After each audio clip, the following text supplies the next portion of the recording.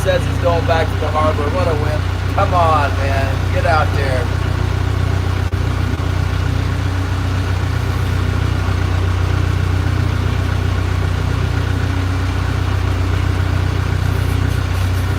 We're fishing now. Got the hooks down.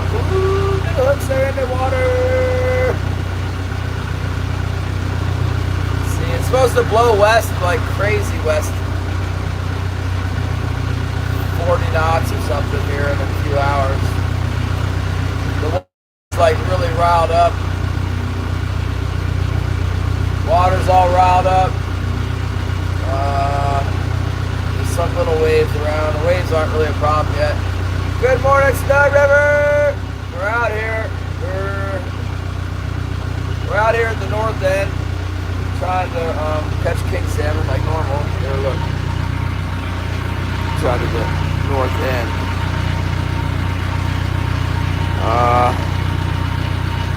I don't fish this tack very much. I gotta be careful.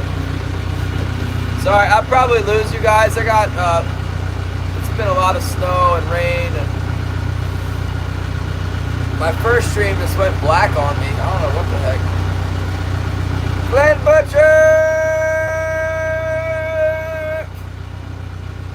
Fishing out on the ocean's been okay when we can get out to the boundary line, but we're not getting out there today.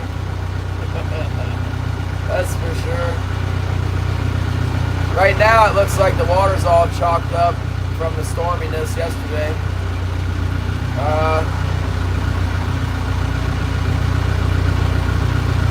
I saw the herring in the pass there in Johnstone Pass. I saw the herring on the bottom. I'm pretty sure that's what it was. We might have been looking at herring yesterday because it's coming from the spawn. So even though it's all cold and everything, it's like the halibut, you know, it just comes. It can be as cold as it wants. It's getting to be into March. The herring has to come up in here to get ready to spawn. It will. It's going to move into position and wait for the water to warm up, but it's going to come in. We're talking about a big biomass of life. It draws all the fish in with it. But the king salmon don't like to be too close to it. They don't. It's really hard to catch anything. Thank you, Snug River! We got a seal! It's really hard to catch anything around that herring. Maybe they won't be freaked out by it yet because it's just starting to come in. But it's good out on the bar. It doesn't matter. Out on the ocean entrance out there, it's good. The herring, as it comes through, they attack it. But in the islands back here, it doesn't do good. It's not a good thing. They don't like it. I think in Sitka it turns the fish off too. There's so many herring in Sitka when they come that the trawlers stop catching fish.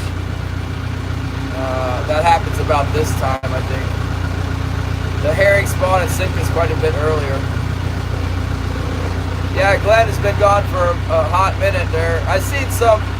I got some texts or emails from Glenn in the meantime. He's talking about getting a boat, maybe doing something in Mexico with the house building.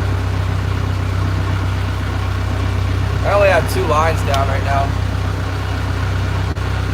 I don't feel real confident in this attack, and the wind is supposed to get like dangerous. It's supposed to be like really crazy wind happening here. I guess the tide's coming in. If it got super gnarly, I could let it blow me in around log dump and then cut through that canoe pass deal. It's gonna blow west like 35 knots. Yesterday was probably 35 miles per hour from the southeast. Today is gonna be westerly, big westerly. But we'll make a pass through this spot. I like to fish around this kelp here. We'll make a pass through here. Maybe we'll go back in the islands, I don't know. I was kind of thinking try a pass in here and then go back, try Johnstone in the Generic Bay. Even though we didn't catch there before, we might try Generic Bay while we're all the way up here, you know.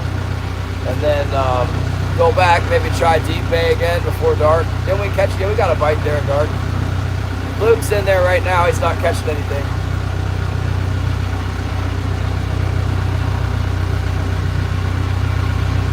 It was snowing really hard for a minute. Maximum 2 to 3. Well, right now it's still blowing east. It's supposed to be gale from the west. And I'm looking at east wind right now, about 5 miles per hour, maybe 10. I don't know. It's not a big deal right now. Let's make a circuit through the kelp area here and see if anything's shaking. I might try trolling back. I might try, since I only have 2 lines down, that leaves me the option to go really shallow. I might try sneaking in around Crab Island there where the hand trollers go. Because Luke got 7 fish somewhere. It was probably, might have been either there or maybe it was in Monty Bay. I don't know. We've confirmed that there's a few fish around over by the harbor in Monty Bay. So we can go back there, but it wasn't really good fishing, so I'm out here. I'm looking for something better.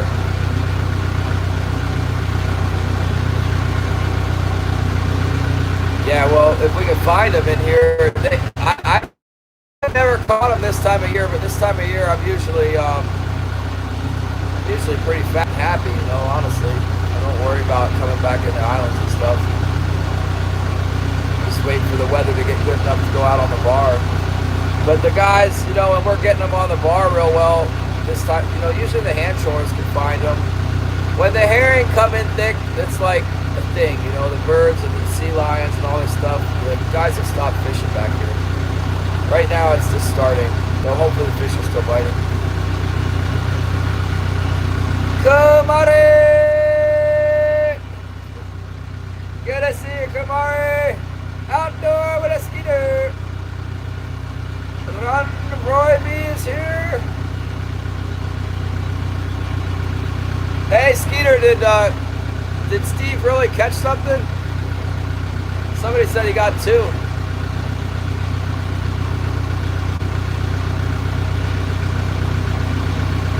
he get his first catfish? Right? He's been trying to get that catfish so hard.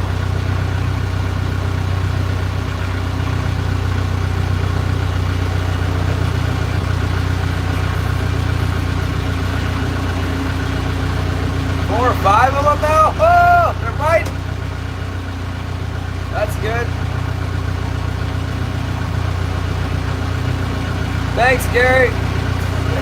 My streams have been so slow recently. I'm not even thinking about it. It's like, whatever, man. Whatever, YouTube.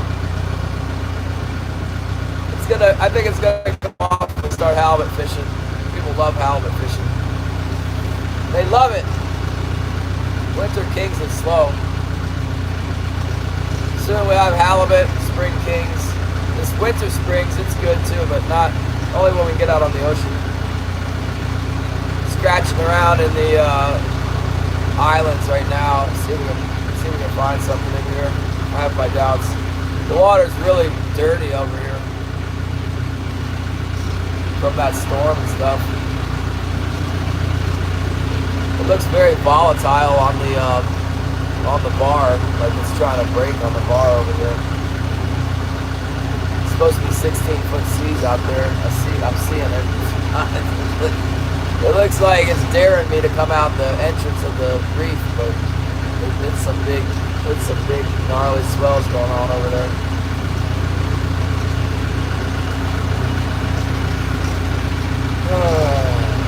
Dura Sweet, what's up? Patrick is in. Fishing between the big wind coming here.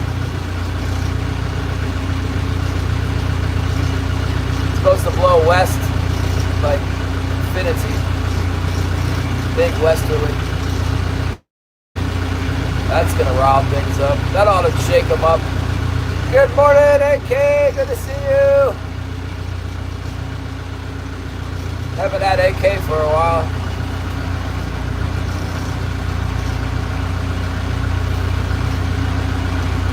Low tide, he says.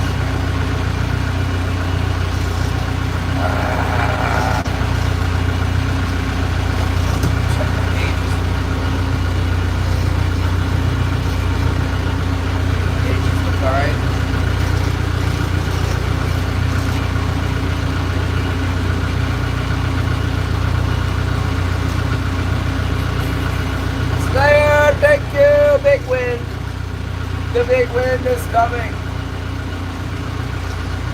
That's alright. We can fish the harbor. We're at the north end right now.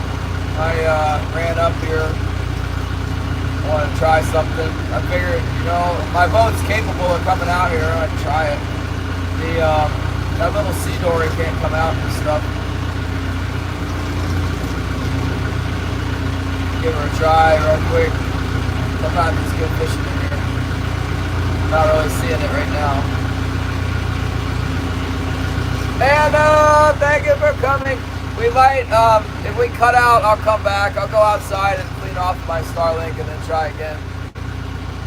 I got cut out on my last stream. It went, nobody really came in, and then I was texting Luke and I came back and the screen was black. It was black. Type in chat if it starts buffering so I know. You guys don't tell me all the time. We're getting 4. Oh my goodness, Anna, we're not even on the ocean. We're just strolling around in the harbor. Yesterday I didn't see you. Yesterday we had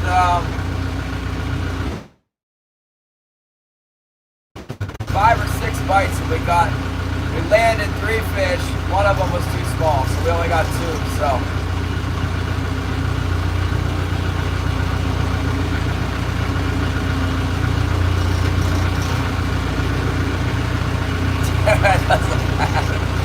Yeah, it's not a big deal. I'm just so happy they gave us the extension, you know. Weather will be better next week. It's going to get cold again, you guys, like crazy. It's going to be cold. It's going to blow that northeast wind. It's going to be kind of like 2 weeks ago or last week when it was really cold and the wind was like Noah's saying it's going to blow 40 miles an hour, but it's not blowing at all. Thank you, Fishy! Yeah, it's supposed to be northeast wind, like strong wind, outflow wind, and very cold again, which is highly unusual this time of year. Give everybody time to get ready for the bite, I guess. Right in here is where, this is like the drag where I usually catch the fish.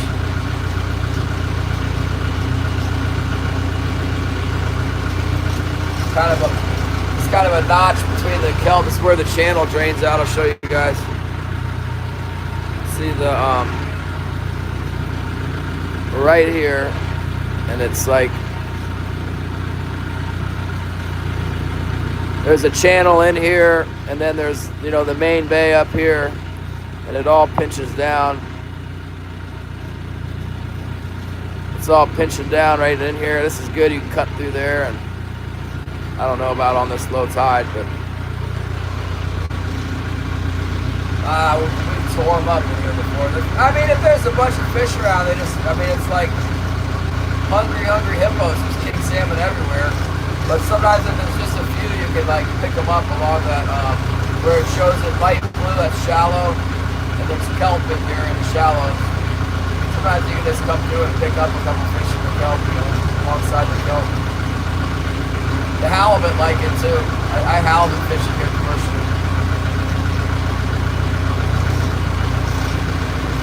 Thank you for the hot buff! And thank you for coming back!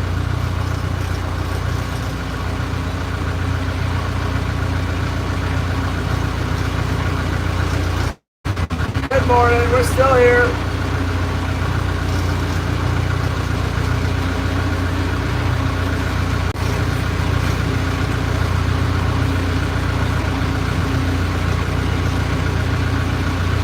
Oh, I ordered some. Oh, happy poop! I need that. I need a happy poop. Thank you for sending your best happy poop wishes.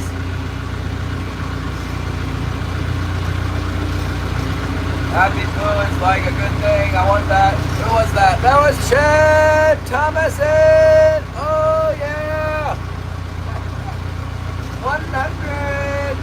You guys are hitting me up with the jewels. You never know when a big fish can bite. We're in the land of the big one. Anywhere back here you can get the big one.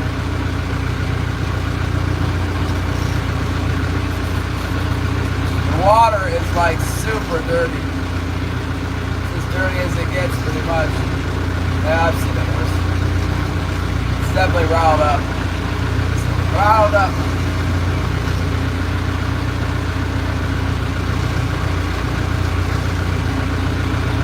Yeah, I didn't put down my floats, and I only put down one stabilizer. We can turn around and get out of here real quick. What's up, PK? That's what we're gonna do. We're gonna go try by the Crab Island. I'm not getting no bites in here. Let's go. I don't see anything either. Let's go back around the shoreline here. Go and cut in by Crab Island, and then go back into Johnstone and fish Derrick Bay. And then we're gonna go all the way back where we came from to the harbor area and fish that deep bay. We know there's some fish in there. It's confirmed. Luke's not gonna. Luke told me he was just gonna make one pass to go in, so we won't be getting in his way. No bites out here yet. I might shallow my gear. I'm in a position to put my gear very shallow because I only have 2 lines in. I might. Sometimes around Crab Island there, those hand trollers, they fish really shallow. I might try a real shallow pass. Set my gear to 6 fathoms. Go right up in there.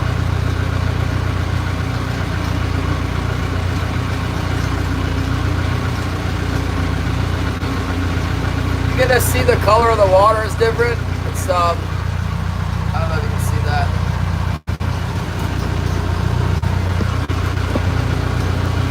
That's super murky. Like, I don't know, maybe like 12 inches of visibility or something.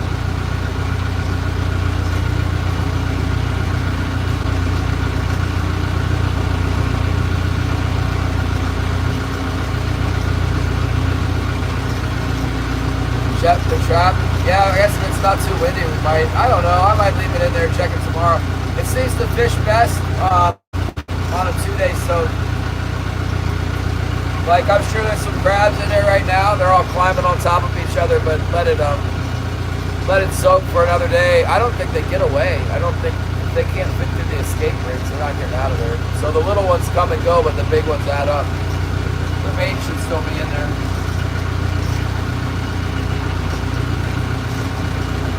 Filter through some little ones. Chartreuse gear, he says.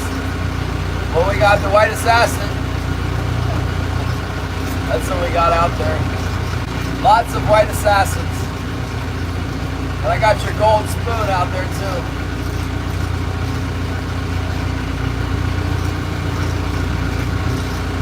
Yeah, it did.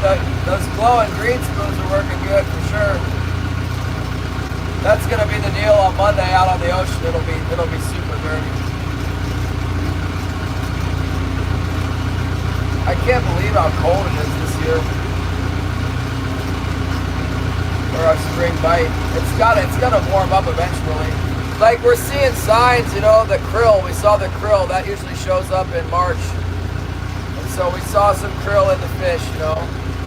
But a lot of times when it gets really nice, you know, and say later in March, it'll be like 45 degrees and it'll be warm for a while and everything starts to warm up. And that krill can get pretty heavy. The salmon will just be packed with it, you know. Got a pretty good mark at 48 feet here. It's pointed up a little bit too. What's this all about? What do you guys think about this mark? It's a pretty big mark there. I don't know. I'm not expecting to catch it. But we could. We are fishing. We got some hooks down. We got about 8 hooks out there. I definitely have a hook in the area of that fish. Or whatever it is. Might just be a kelp or jellyfish or see if it wants to bite. Could be that 40-pounder.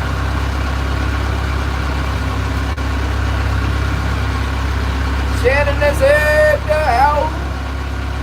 It's especially dangerous when I'm working with the crab trap, right, Shannon? When I got the crab trap, it's like, everybody hold your breath. Crab trap's coming up.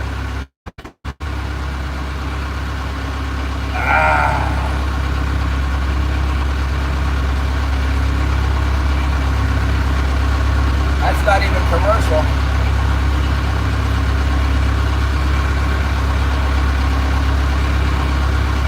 Well, we get to fish. That's nice. Got all blizzard back on shore. The problem with all this weather is that it's getting colder, and a real cold westerly. I know it's gonna snow. It might snow a lot. I didn't see like how much they were expecting, but we got 3 inches last night. 3 inches of wet snow on top of slush. I barely got Holly's SUV up the hill. I had to back up and like make a run at it, and then almost didn't make it. I didn't make it. And I backed all the way up again. I got up like as much speed as I could and still stay in the road, and went rally car up around the corner there. The corner of our hill is bad at the very top. It's not good. It goes like up and then it slants a little bit to the side into a ditch. It wants to push you in the ditch. And if you go too far to the left, there's like giant boulders, you know?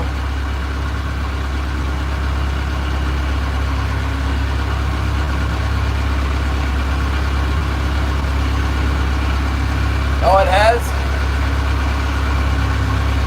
Yeah, it sounds bad. Throw the dart and then that thing gets around your foot, huh?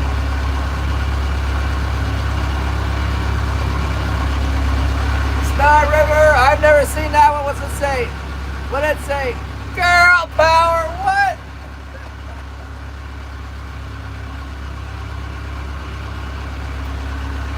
Girl power. What do we do to deserve that? My wife would appreciate it though.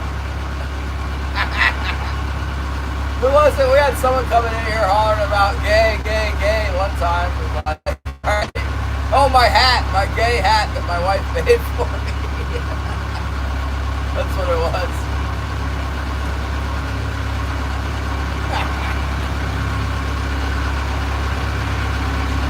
No stopping the big tuna.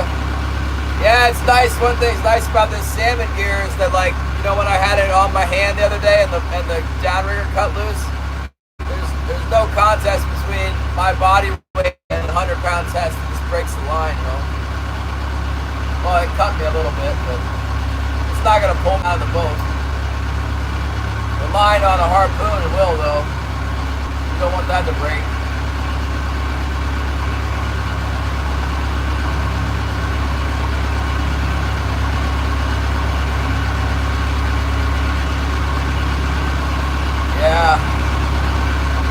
Yeah, I've darted a few fish myself, from halibut to tuna and sharks. I remember when we first got the harpoon, when we were getting into it, you know, I read up on it, tried to understand all the different parts about it, and, oh man, that's sea lion, what is that? And, see, it's something over there. So we got the harpoon, we got that one, the poon, you know, or whatever it was. Oh, that thing was expensive. Down at Ocean City. And,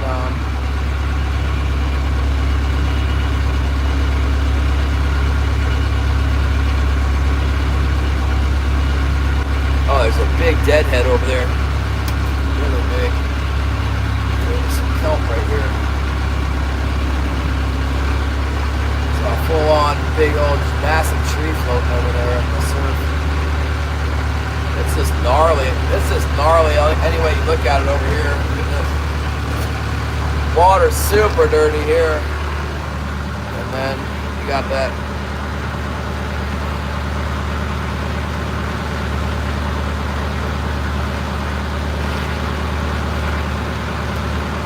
There's that tree I was talking about. Can you see it?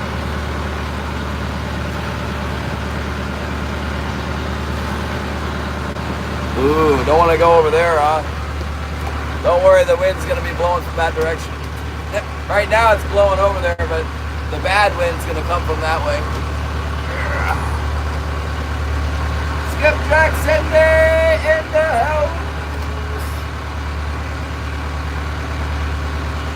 Get you some of that, Cindy. Throw your catfish line in there. Woo! Kind of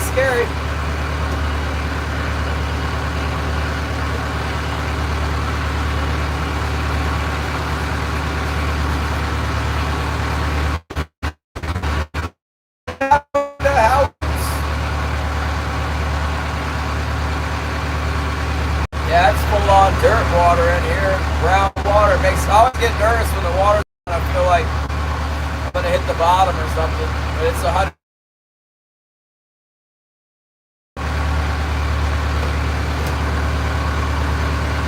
Turbidity. It's a high level of turbidity. You know, water is almost always clear around here, unless you're right up against the glacier. It's always relatively clear. The rivers don't get real muddy at all. I mean, like, it could rain 5 inches and our river is still clear. I mean, it gets a little bit of sediment in it, but you can still see, like, if it's 12 inches, it gets kind of a little bit murky, but not the same way. In Virginia, it's like if it would rain a half inch, everything would just turn to like chocolate milk, like really, really muddy if it rained a lot. Up here, it doesn't do that at all. The rivers and the ponds and stuff don't get brown, but the ocean does. It gets kind of cloudy like this. It can get kind of a coffee color.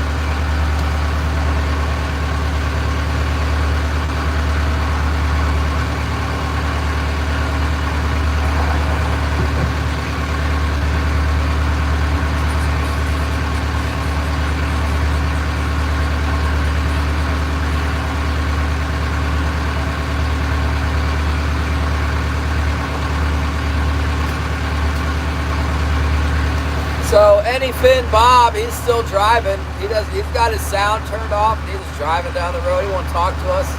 He just has us on the road, you know. Mario Andretti with the RV. I hope he gets where he's going soon so we can go fishing. That and Zyro won't go fishing either. I don't know what his problem is. He's stocking up on lures and stuff, I guess.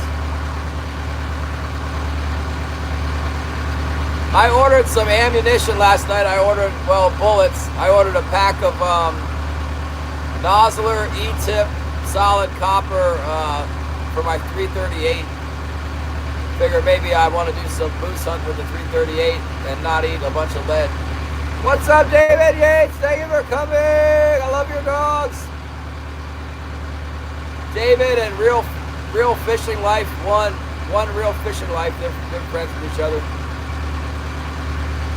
David's keeping an eye on the world government for us. How we go about our lives. Trying to catch a fish here, David. Trying to get the king salmon. We're in Alaska. It's raining. We're trolling with hooks here. Trolling right up against the beach. It's not hit the beach though. We get close to the beach, but we don't go on the beach. That's the idea. Fishing in 60 feet of water. Come on, King Salmon! Wow, that sand spit right there is way further out than it's supposed to be. Oh, thank you for sending the love of the doggies! I got a dog too. You see Wilson? Look. Let's check on Wilson. Wilson, David is here. David's here. He wants to say hi, David. Oh, David Wilson. Hello, David. Hello. David Wilson says hello. Oh, David, good doggy.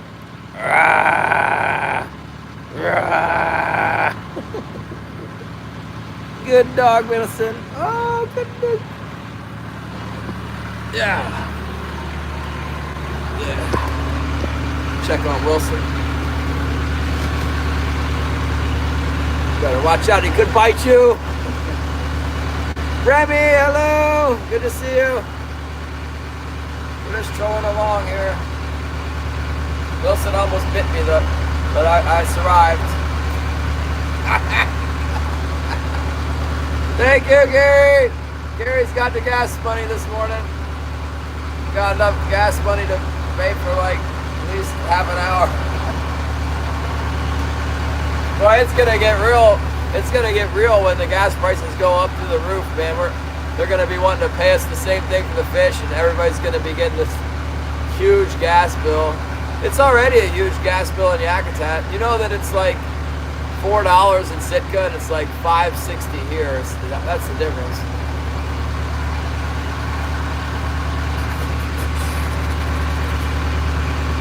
It's still blowing east. It's supposed to be a bad west wind and it's blowing east right now.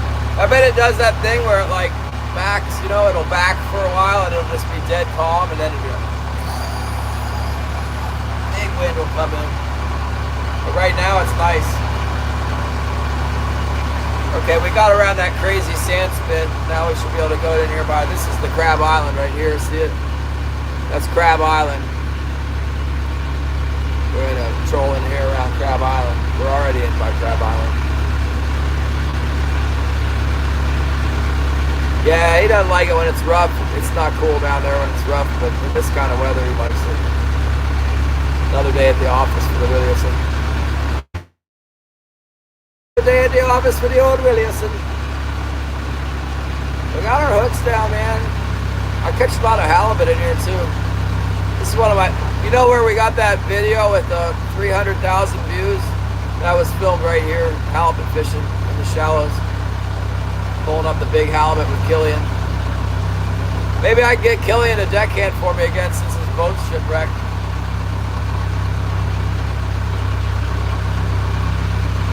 I bet I can. This won't let him drive.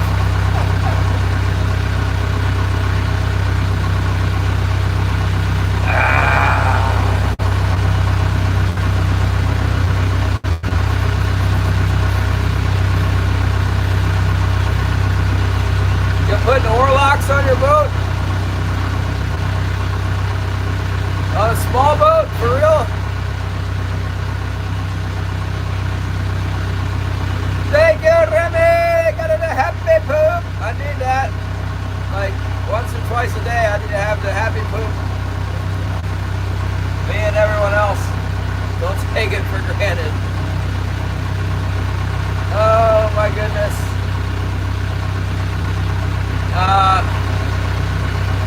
You're having alligator tail. I get done wrestled it up, and now you're gonna cook it. Am I right? Did I win the prize?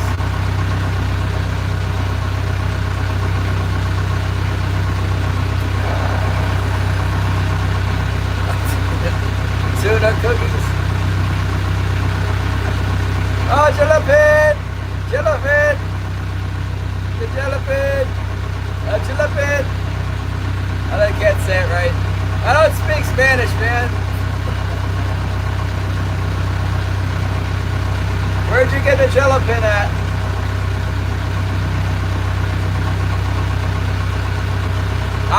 You know what? The yellowtail are biting in California. I was writing Cousin Jim. I told Cousin Jim, I'm like, he keeps posting these videos about rockfish and stuff. I'm like, I want a video with some fish big enough to pull the drag out, man. Come on, these things are. He goes fishing like every week, no matter what.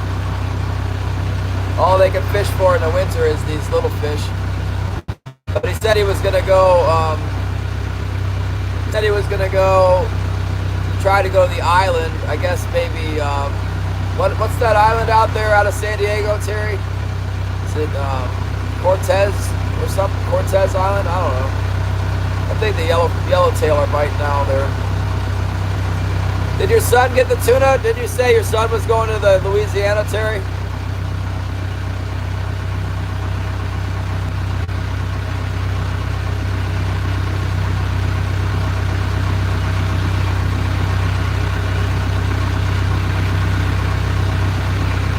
Probably be fishing shallower in here.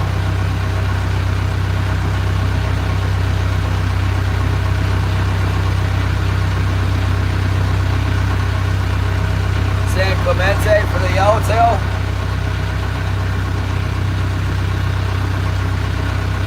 I don't know, he didn't say. He just said he was going to the island.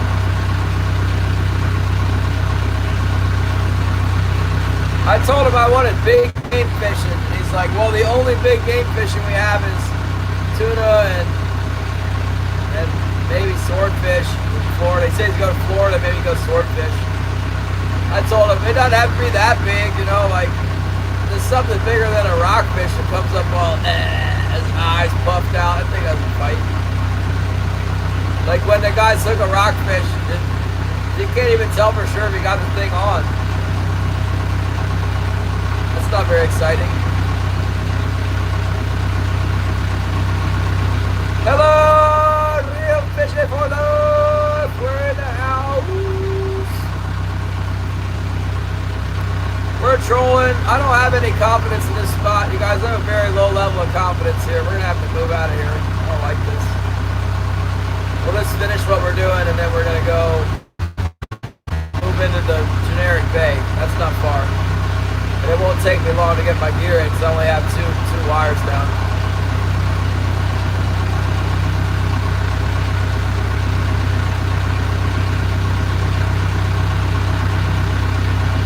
I need to get a pressure washer. This boat's all covered with green slime and stuff in its old bit.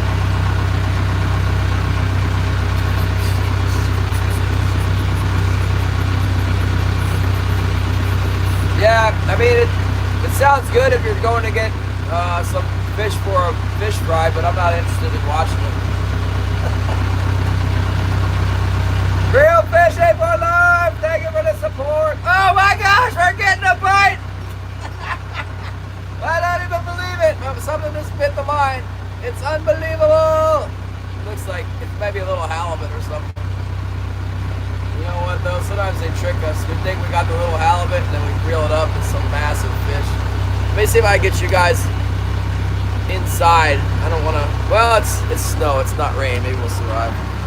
Let's see what we got here. If it's a salmon, maybe we'll deploy all the hooks and fish here. But I got a feeling it's maybe it's nothing. Maybe it's just the way I got my lines with the tag lines. Maybe the tag lines hitting the. Whoa! Wrong. Glad I was paying attention. Only fished one. There we go. What do we got here? What do we got here? It could be anything, you guys. Probably a salmon. I don't know. Maybe it's nothing.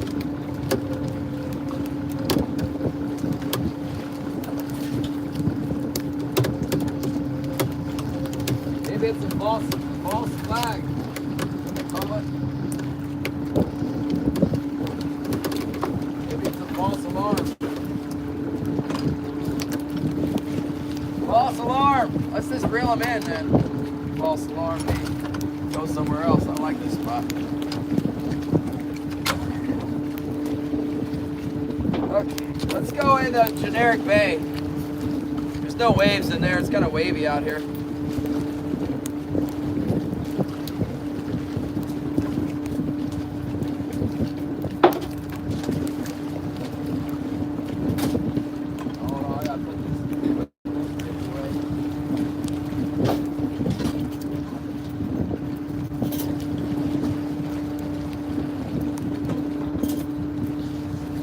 My boat smells kind of fishy.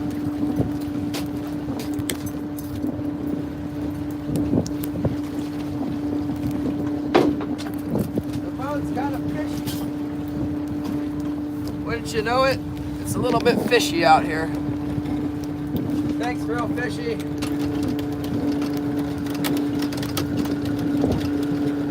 So I know real fishy is in South Carolina because I'm paying attention here. And I know that he likes to fish the redfish. And I know that the redfish are not in yet.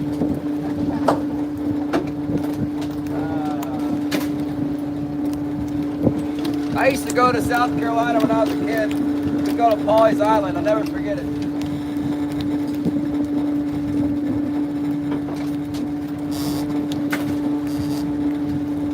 You know, the water's not really too dirty right here. It's okay.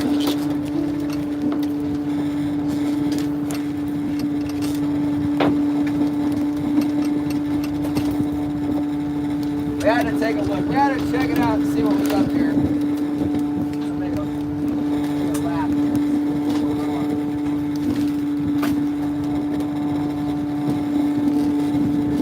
Woo!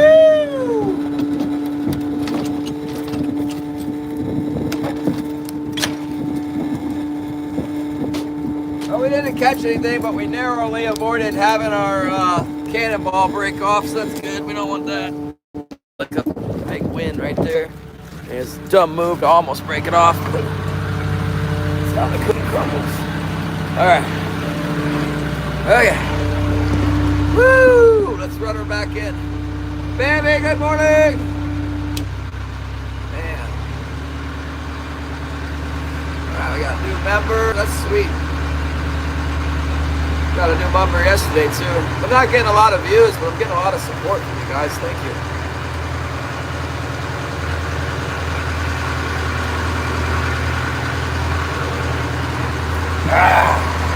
The algorithm's narrowing it down. You guys are the only 18 people in the world that want to see this.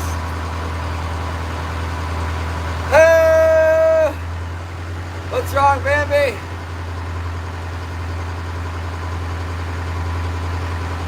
A little bit wet, a little bit breezy.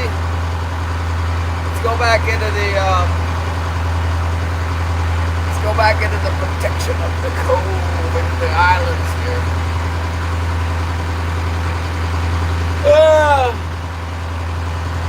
Gary loves trapping the crab. It's one of his favorite activities. I'm not a big fan of pulling the crab pot if there's any wind. I ever tell you guys about that one time I almost got killed by the big crab pot at Icy Bay?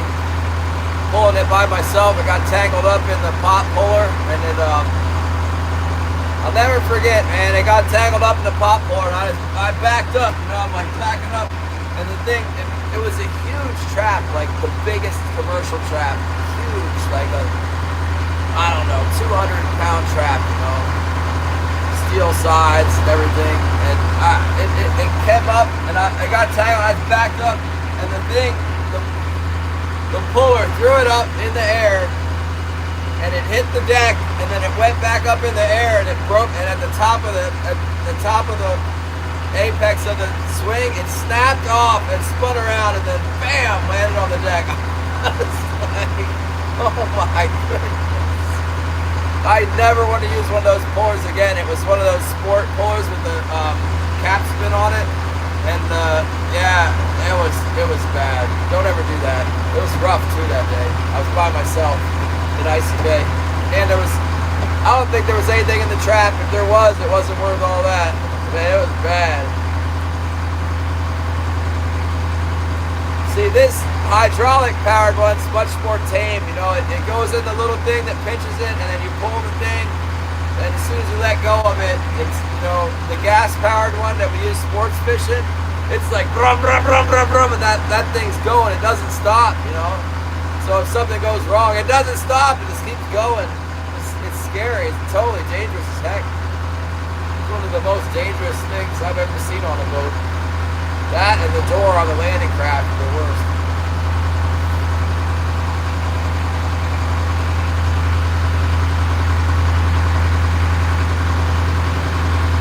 Those are the only two things I didn't want the clients to touch when I was running the charter boat. It's like, don't touch the door, the handle on the landing craft door.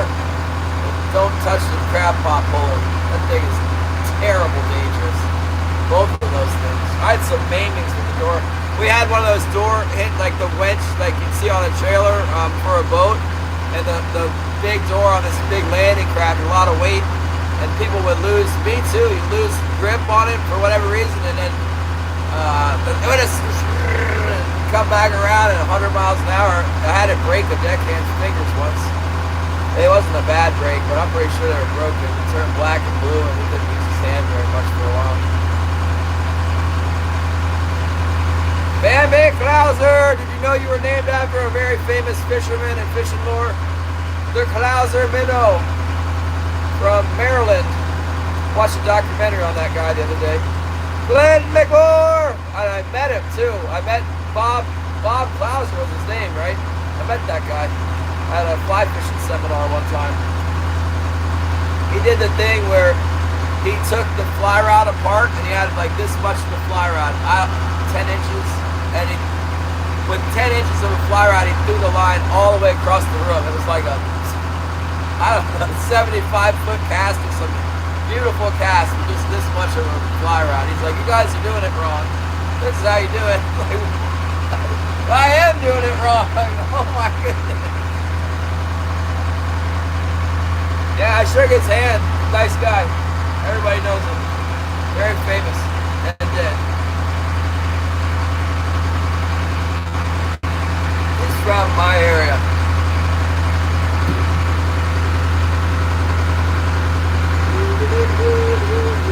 Of course, in here, in 28 feet of water, I see what looks like kingston. This looks like kings to me. It's too shallow. It's hand trawler territory. Look at that. See them? But I'm not fishing at 29 feet of water. It's not my territory. That's hand trawler territory right there.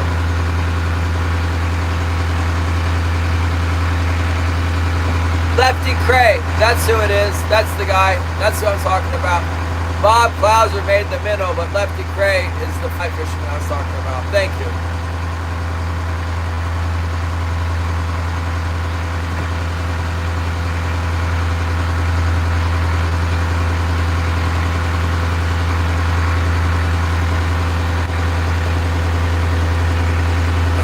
Yeah, there's a documentary, a really good documentary about the guy. Came up on YouTube. It was like an hour long. I watched it. It was enjoyable.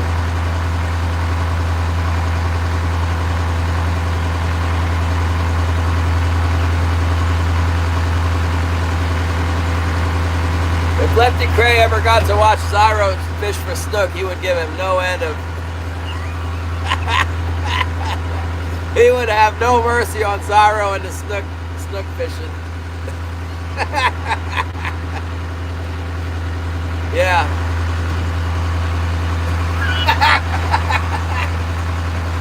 Oh man, maybe we can find like a Lefty Cray snook fishing episode. I'll send it to Zyro.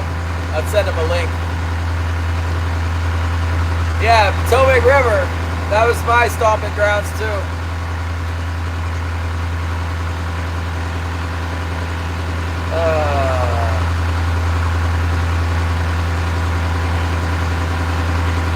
It was kind of cool watching the documentary because, like, up there around Harper's Ferry, wherever he was, it looked like it might as well be Yakutat. You know, there's like no people around at all. It's like the frontier of fishing, and now it's like, yeah, I don't know. I don't fish up there very much. I never did fish up there very much. Kind of have to have a boat, really, I think. Clouser. Yeah, Bob Clouser. I think, isn't that Bob Clouser? SS Minnow on Gilligan's Island. Well, we have named our island here. It used to be named Cantac Island. Now it's Killian's Island. Some people always did call him Gillian.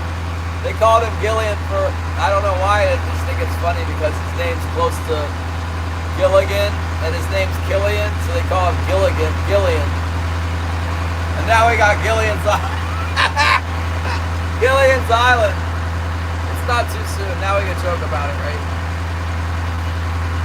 He's safe and sound. He's got a whole island named after him now. That's what happens when you hit something with an expensive boat and you lose the boat. Name the thing that you hit with the boat after the boat, or the person who hit it.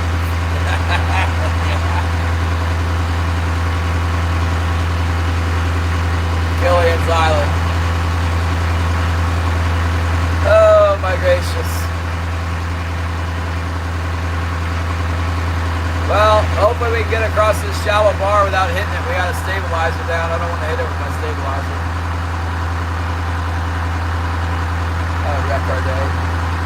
Oh, Luke might have had a bite. Let's see what he said. Yeah, he got 3. How dare you, man? We're up here in the north end. He got 3 fish. Oh, my goodness. I guess I should run over there then, huh? Hold on. Let's pull this stabilizer in and go for it. Let me get my stavy in real quick. Be right back.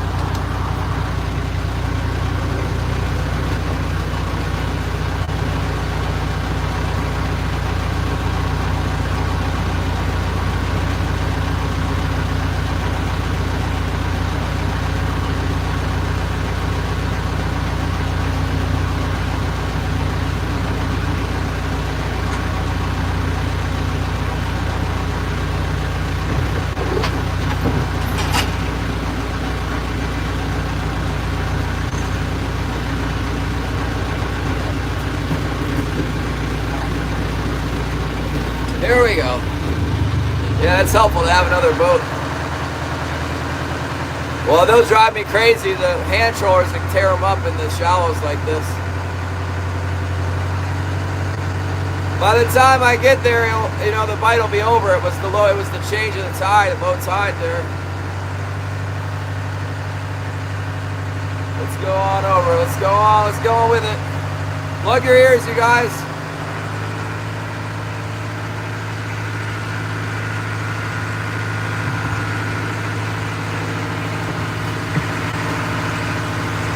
Here we go. Yeah, I like Trent Barta. I like watching his videos. That kind of got me into tuna fishing, you know. I wanted to get one of those tuna so bad, one of those bluefin tuna. I already knew I liked eating them because I grew up going to sushi places and eating tuna. So I knew it was a desirable thing, and then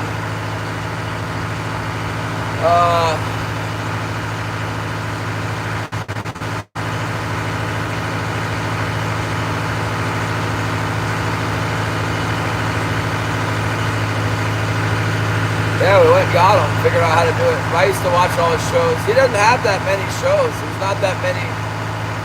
You know, you can binge watch Trent Barta. It only lasts for one day. Not that many shows at all.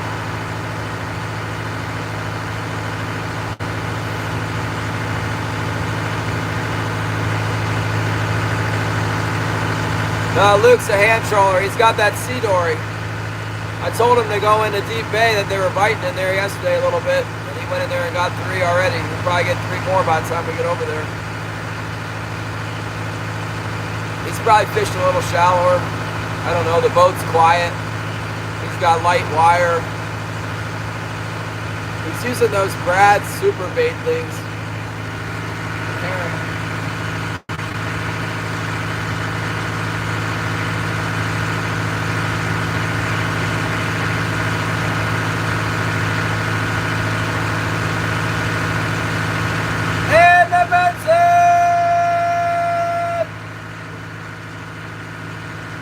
We went the wrong way. We went the wrong place, man.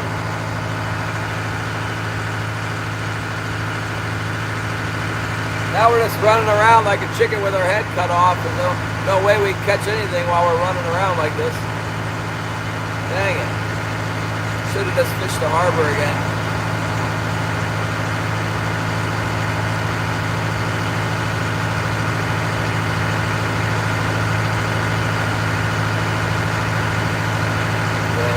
What's going on, Gladys? And the Monsoon in the North Dakota. The mighty tree slayer is here.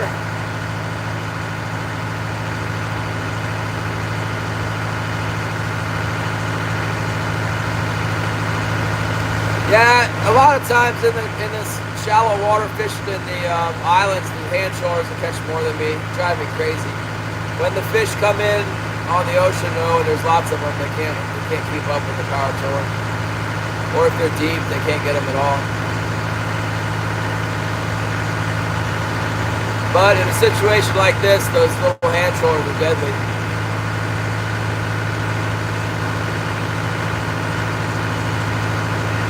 Yeah, this is what's going on here, Annemanson. More of this. More like that.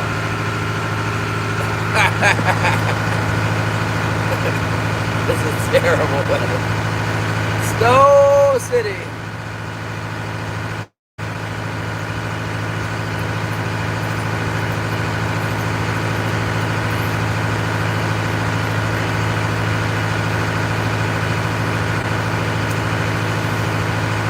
Yeah, I could, but I won't. I don't even 50-pound cannonball is the lightest cannonball I got. That's all I got. I think it's like the boat noise that's spooking in there.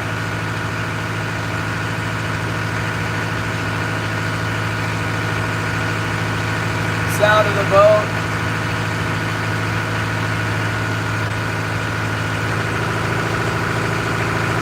And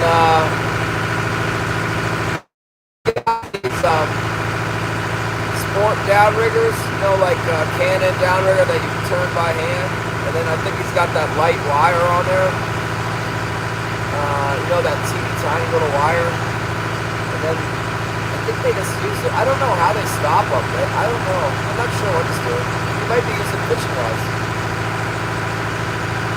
Definitely when the fish are like real shallow and they get spooky back there, there's not much water movement, and a long leader, you can get them with a fishing rod. I don't know. Yeah. It's like the difference between a green stick outfit and a fishing rod for the tuna guys. I got the green stick, you know. When they're really white, you can't compete with me. But if it's this fickle bite, the fishing rods do better.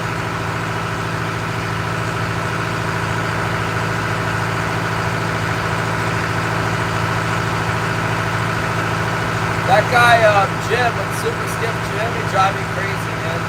Jim, I get like 5 or 9 fish. I get 1 or 2 or 5. And then he'd be like, I go, I only got 4. And he'd go, that's what he says. Well, how come? Ah! He'll tear him up on that shallow reef when we went over, and the hand sharks just be burning them up, and you can't get nothing. But my big numbers are bigger than Jim's big numbers. I don't know. There's schools of them. It's hard to compete with the power shore. King salmon are hard to hook. That's the problem. It can be hard to hook with the kings.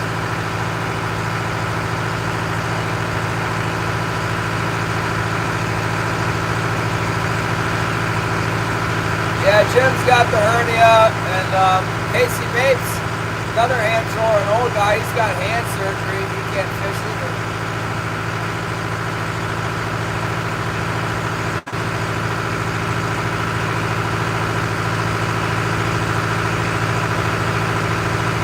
And we went goofing off, driving all the way to the north end. It's pretty far to get back over there. What a pain in the butt.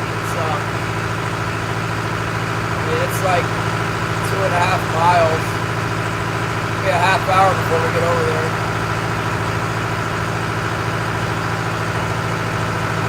It'd be nice if my boat would do 20 knots, but it'd be there in like 5 minutes.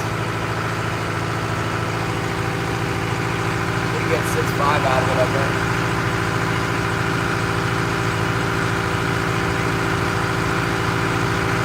Well, you know, I gotta get up there and see. Sometimes it's a bunch of like hundreds and hundreds of thousands of birds just diving everywhere at the north end and fish going crazy. You don't know until you go up there. Now we went up there. That's not what's taking place. 2 p.m. and wherever Bambi is. So let's see. About 10, 11, 12, 1, 2. Bambi's on the East Coast.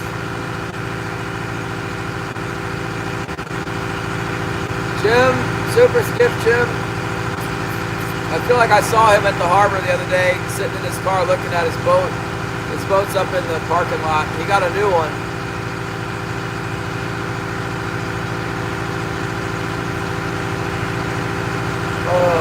Jim was talking about moving out of Yakutat. He said, I don't know, he's got a daughter. He's like, I hate this place. There's nothing here.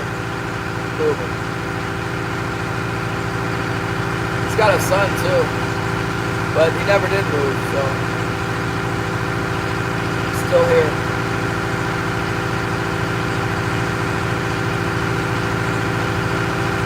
Leo and the Big Putt.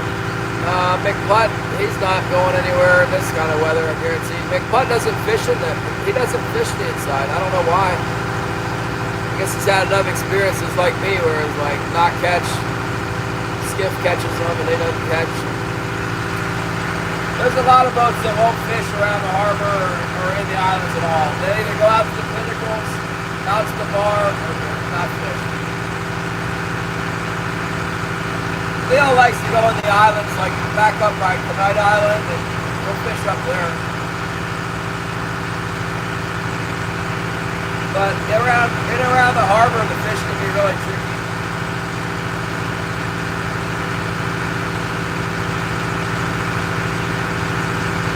Sometimes you get into a bite though, you know, sometimes, and especially when it's like really rough like this, sometimes when it's super rough, they'll come in. It wouldn't be the first time I've seen them come in here. Thanks to Luke, we got a report. We're not just, you know, we wouldn't know. Luke didn't tell us. Yeah, Leo's a veteran for sure. Luke has got some experience too. Luke was telling me about fishing with one of the guys who's in town here. He's not fishing right now either. I don't know why not. But there's a guy, this guy, Max Milky. He had a power trawler in Juneau and he sold it. It's a bigger power trawler than a 40-footer. And he moved here and he got an outboard boat, like kind of an expensive glass boat, a big one, like 24-footer, you know, with a little cabin on it. And he outfishes me almost every time out there. He's really good at what he does. For winter king salmon, you don't really need 4 wires. You can do almost just as much damage with 2 wires. They can be really sensitive to like boat noise. I don't know. I just never caught that many fish. Over the years, I've gotten a little bit better at it. Like, if there's other power trawlers around, they don't usually catch like 5 times as many fish. When I first started the power trawlers, I get like, some days I get like 3 fish, or 2 fish, or 5 fish. And then I find out the power trawler was right next to me, I had like 25 fish. I finally got away from that a little bit, where like sometimes I can get a bunch of fish, but it took a while.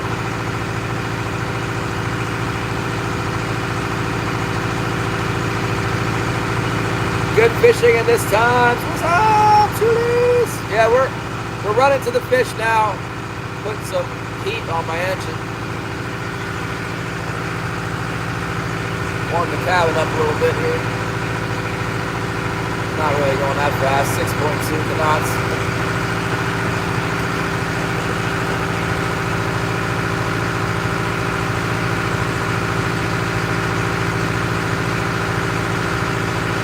We're getting there. Wind started to shift around from the south now. Perkins is running, she's warming up. I usually just putt around, don't give her much power. When I make the big run down to Sitka and back, I give her more juice because a lot of times it gets wavy and I got to put the stabilizers in, and then I got to push it pretty hard to get any speed with the stabilizers in. But typically, just fishing around Yakutat Bay here, I'm just putting around. I barely give it any power at all. I'm giving her a little juice now though. I want to get up there to the other side of this break. We're in like a back channel here. We need to get over by the harbor. And then it kind of like there's a real shallow reef we gotta sneak in through to get back here. And once we get over that reef, then we can drop our gear and we'll be in the area of this other guy.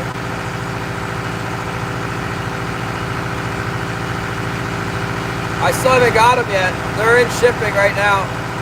I see a picture of them. They look the same. They're not blue like the Perkins injectors are painted blue, but they look like almost an exact replica. Where a lot of the Chinese manufactured ones, they don't look the same. I'm sure they would fit in the hole, you know, and the ears would have the hole in the right spot to screw them down, but they're not the same. These ones look exactly the same. In the picture of them, though.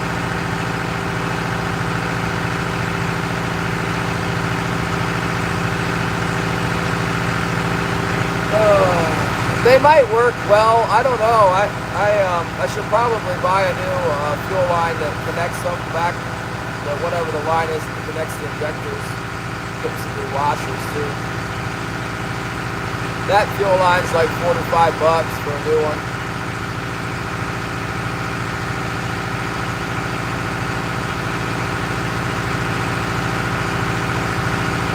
Should probably get one. I have a spare. I got another one of those lines from the other engine too.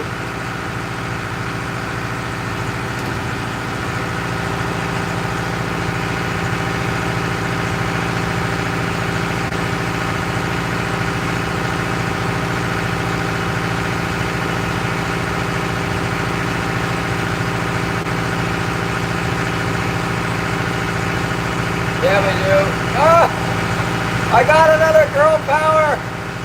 That's the monsoon, the girl power. Yeah, we got full power running right now in the Perkins. Yeah, the bilge pump is at the house. It's in the attic. I think it's in the attic. Those stupid things are 160 bucks. The ones I like. I actually have one. I got in the bilge here. I have a smooth bilge pump line. That is the one. My two bilge pumps I had in the bilge. That's where they got tangled up in the bonding line and ripped the wire out of the bilge pump. That bilge pump's non-functional. It has a good hose. It's already plumbed and everything. All I gotta do is put a new pump in there. Got your bird feeder? Why don't you shoot it? Squirrels are good target practice.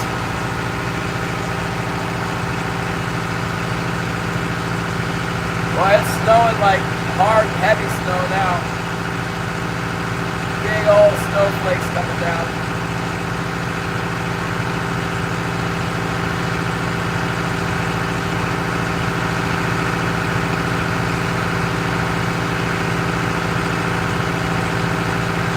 Hopefully we catch something. We were kind of planning on making our way up here anyway. The reality is, if we trolled around in Johnstone, by the time we got to the harbor area, it'd be late. By running up here, we'll be there before 11.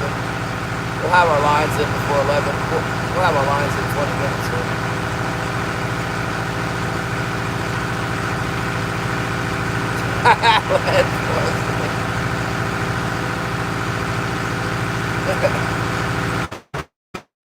Squirrel.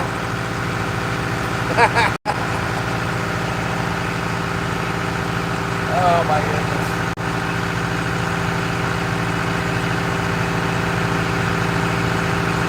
Couple fishy marks right there. I just ran over. I'm probably running over fish. Couldn't catch them. I haven't caught them. We've been trying to get them out of Johnstone. We haven't caught anything out here in a while. We've been getting them in the harbor drag though. It's not very many. Let's try again. We'll pick a couple more up. Then we'll sell tonight. We can get the truck out of the parking lot. It's gonna be a lot of snow. This is a big snow event. It's gonna snow for 2 days. It's already probably 5 more inches. I'm not a big fan of the squirrel myself. Bob likes them. They caught a stingray. They kept a stingray there in South Carolina. I saw it come up. I'm thinking, oh, a stingray. It's not your lucky day. Yeah. I think they kept one. To me, they look like a saltwater rat or something. They're brown and red, looking all gross. Barbs on them.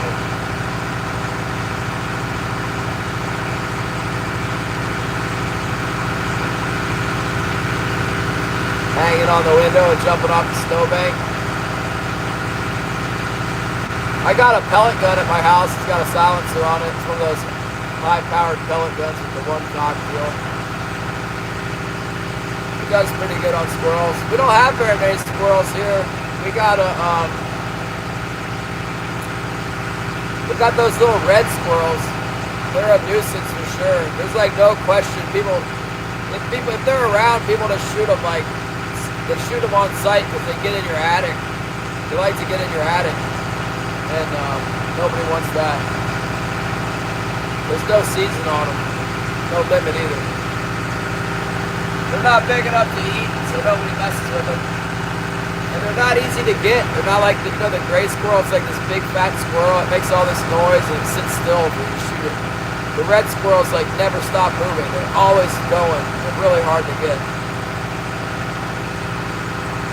They're all camoed out too, the dark sneak.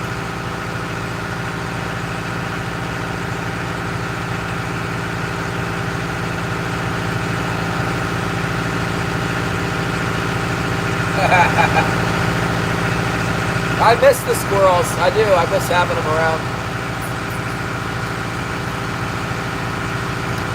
Paul Van Wolfred! Well, we went the wrong way, Paul. We ran the boat 40 minutes to the north, and then this other boat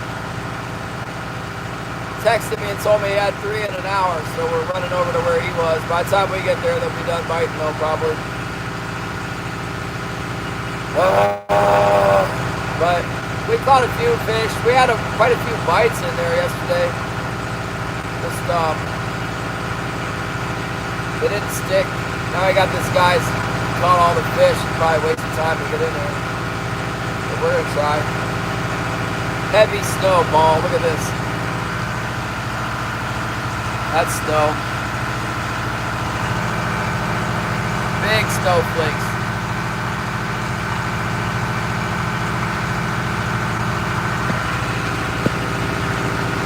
I never did get the black squirrel. One time I was bow hunting and the black squirrel came underneath my stand, and I think I was shooting muzzies, and I thought, well, I'll shoot the black squirrel. It was right under my stand, and my bow was shooting well. I was all dialed in, and I thought I'm gonna shoot it a little left to center, so I only cut one side of it because I want to have it taxidermied up. And I shot it just a little left to center. I hit it right where I was aiming. And it ran off. This is kind of a crazy story. It ran, what did it do? It like went up a tree, and I'm in a tree stand, right? And then it went down the tree. No, then a fox came, and the red fox. There was a lot of red foxes in Virginia. And the fox came and was like looking up the tree because it could smell like the squirrel blood on the ground. And the squirrel ran down the tree, because I don't think it had the strength to stay hanging on this tree. And the fox chased it, and it went into a little log. This is all happening under my tree stand. It went into a log, and then I probably shot the fox too, or missed the fox.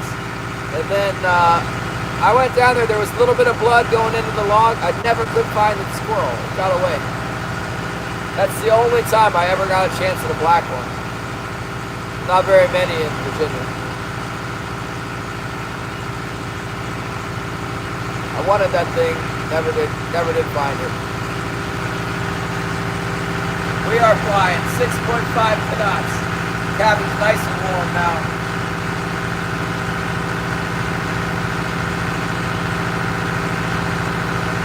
Okay, taxidermy in the house. Oh man, we went the wrong way. We went out the 40 minutes out to the north end, and then waves and wind and brown water and no bites. My buddy texted me and said he's got 3 right next to the harbor, right where we were fishing yesterday. I probably won't be able to catch anything over here, but I'm going to give it a shot. We'll be over there in about 10 minutes.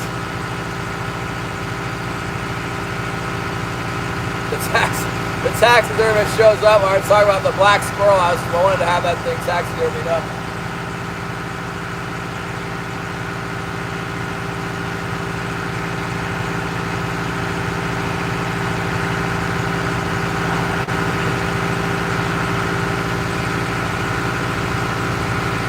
Yeah, the gray squirrels, those are normal. I was watching the African hunting show again. That was my #1, like, the most thing I watched last year was the African, what's it called? This is Africa channel. I was watching it again today, last night, today, both Cape Buffalo and whatever, they shoot all kinds of stuff. Cape Buffalo's the big one. Might have to save up. I keep telling my wife, like, we put the buffalo right there, it'll be right by the door, because we have a really small place, you know. And then you come in, you go duck under the buffalo. She does not like the idea. She says no.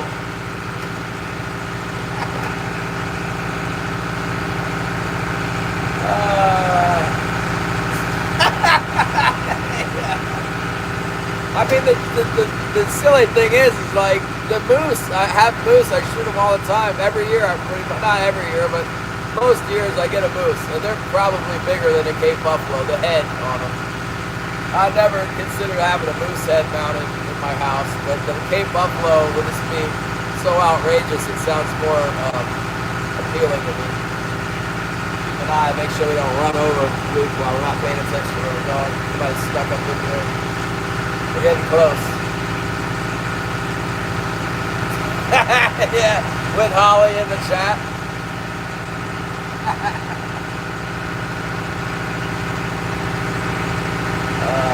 I got a good wife.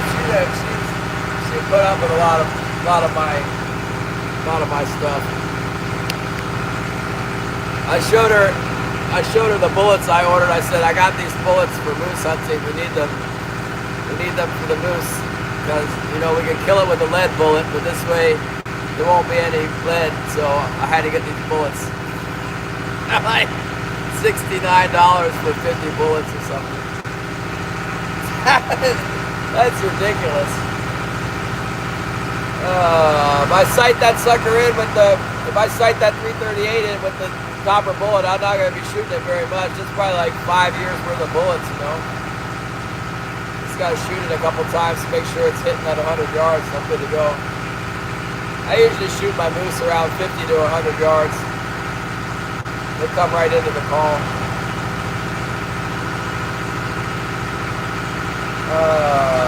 I was thinking about getting some copper bullets for the 308, but I held off. My 300, that's probably what I'll end up moose hunting with anyway. That's what I usually use.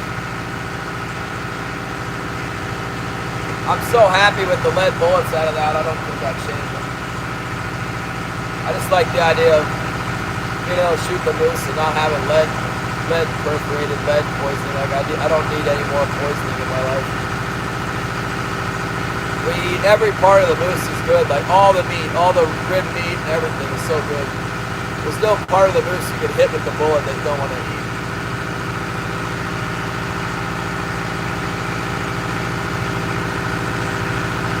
A nose ring door knocker? Man, that buffalo noses are pretty big. They're a big animal.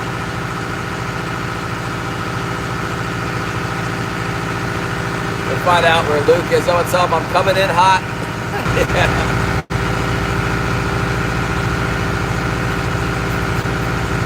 I'm not eating the brains. What are you talking about?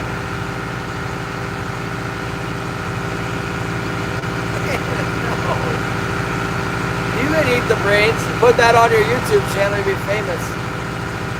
Some lady in North Dakota shoots a deer and then eats the brains. Don't they have a brain disease in there now? Anyway, they got that EFD or whatever. They have bad deer disease.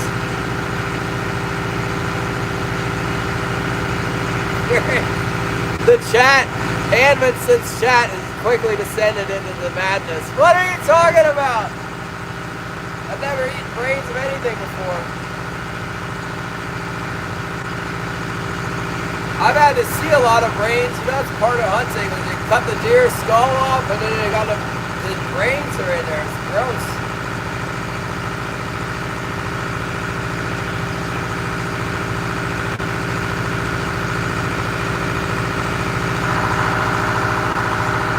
Moose brains? No! Luke says he hasn't had a single bite since he texted me. He got the 3 that we missed yesterday, that's it. There's none left now. He got the tide change bite is what he got.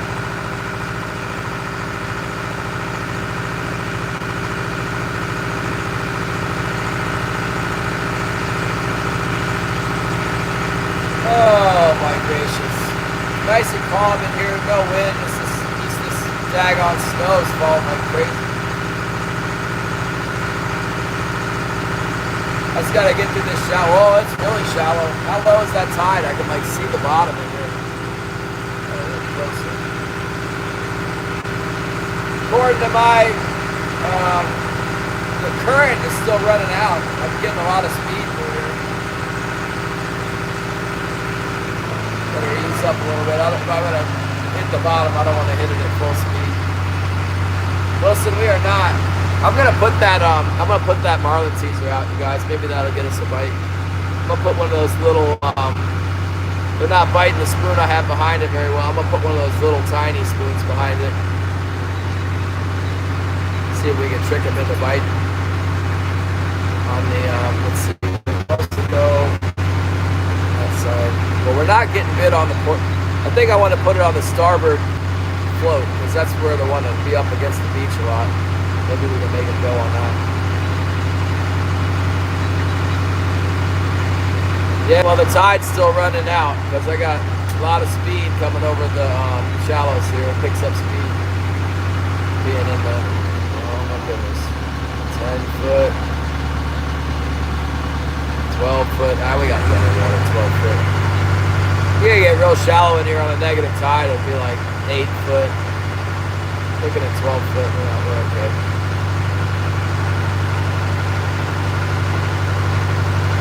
I gotta throw my stabilizers in to slow me down here.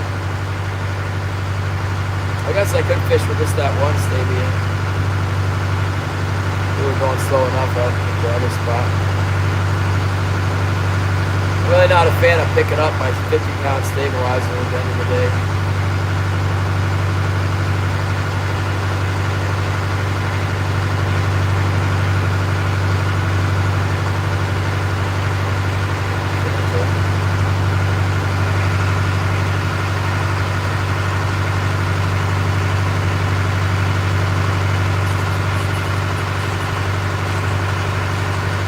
Well, I've noticed that sometimes the tide will start coming in, like it'll start raising, pushing in and raising up, and the current's still running out on it. I've seen it before. Current's still going out, but the tide's coming in at the inlets, you know. I learned that at Indian River Inlet in Delaware, timing the tide and stuff, and it's like, well, the tide's coming in, and actually the water level will start raising up, but it's still pouring out of the inlet. Not real fast, but can evidently still, the current could be going out and the level could be coming up. I've seen it before.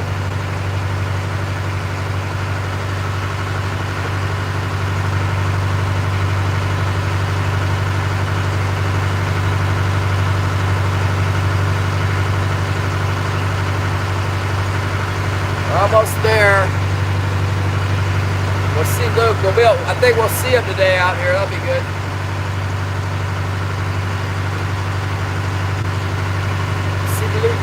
Lucas, we're coming, man. We're coming for your spoon. Let's see if we can find one of those little spoons I was talking about.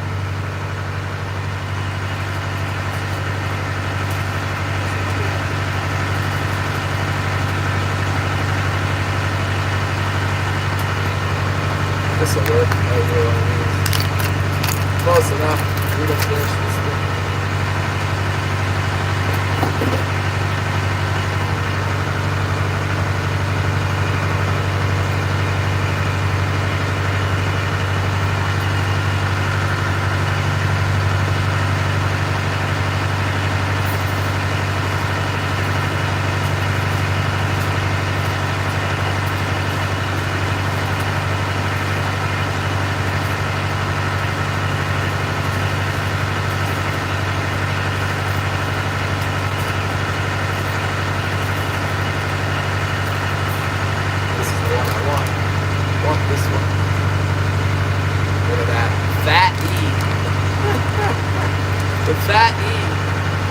Pretty good sized hook on it.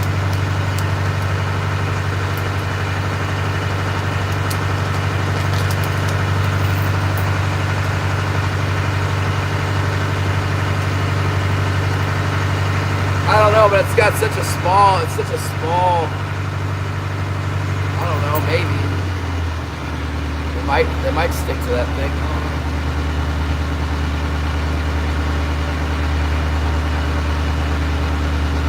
Pretty daggone small, you guys. This is kind of a weird spoon.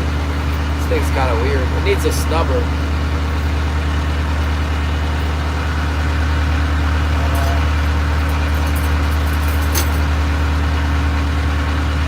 Let's put this white coyote behind it. There's Luke. I don't see him.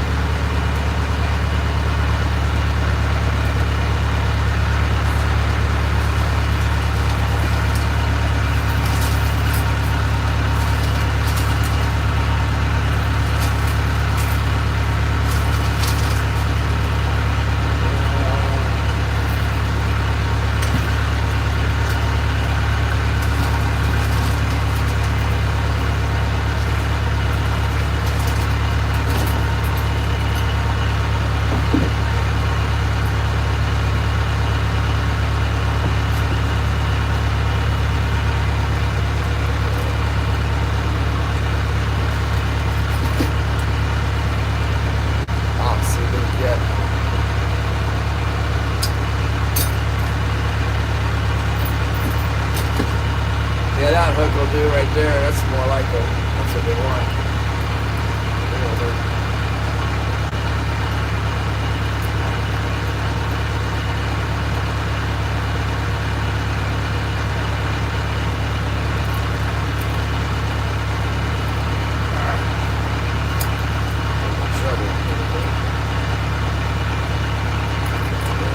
Trouble tying it on. I don't want it to get any shorter than it already is.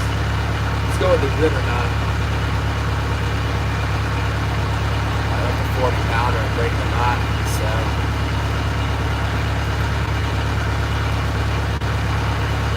that polymer knot uses up quite a bit of leader. That one I only use that much leader. Hopefully they'll bite that thing off. Coyote spoon usually works pretty good in this back. So, actually, that's the dang factory hook right there on there too.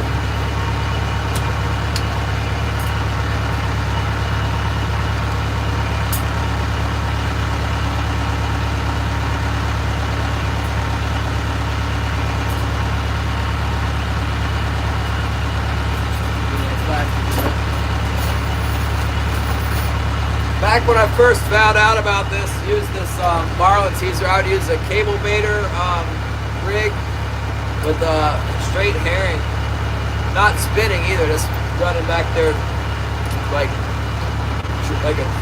straight running herring, like a ballyhoo.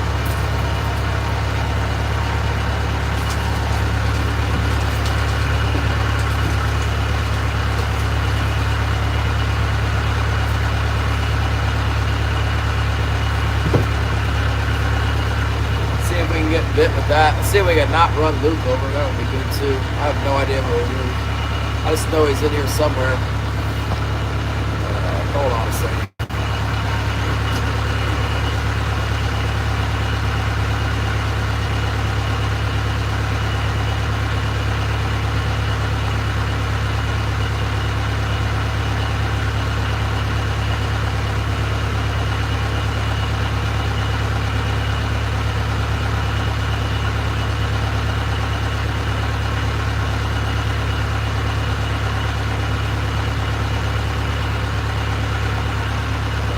Let me put my stabilizer in, at least one of them.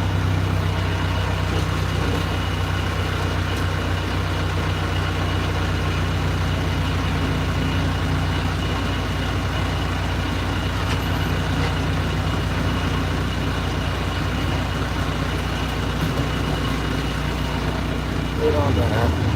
That'd be ironic if we ran our own crab trap over. It's around here somewhere.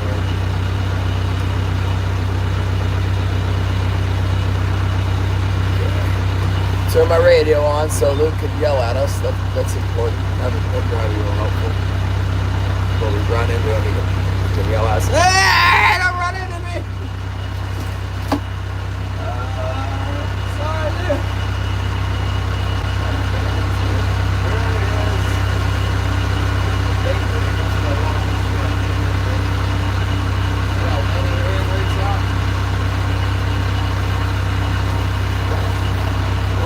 What we got here anyway.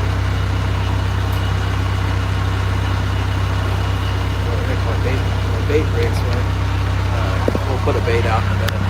Let's start with what we got for now. See if we can slow down. We might have to put my other stabilizer in to slow down here. Here we go. Here we go. All right.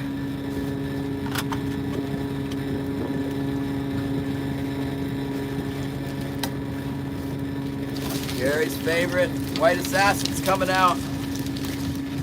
The ridiculous marlin teaser's going in.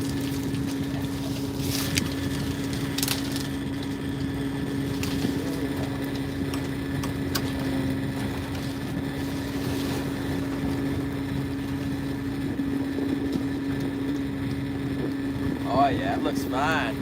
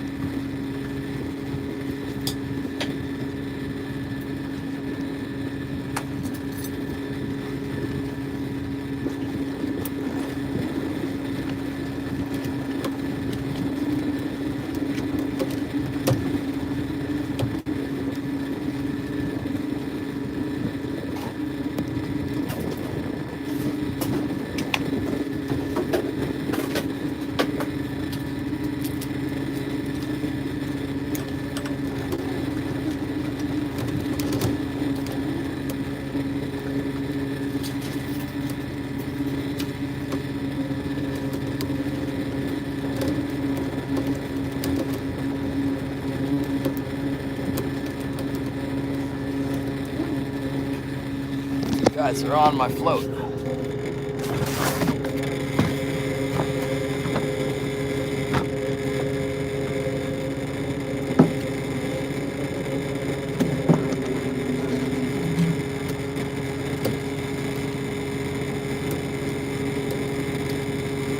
Somewhere around here is a crab trap. Not one of the crab traps.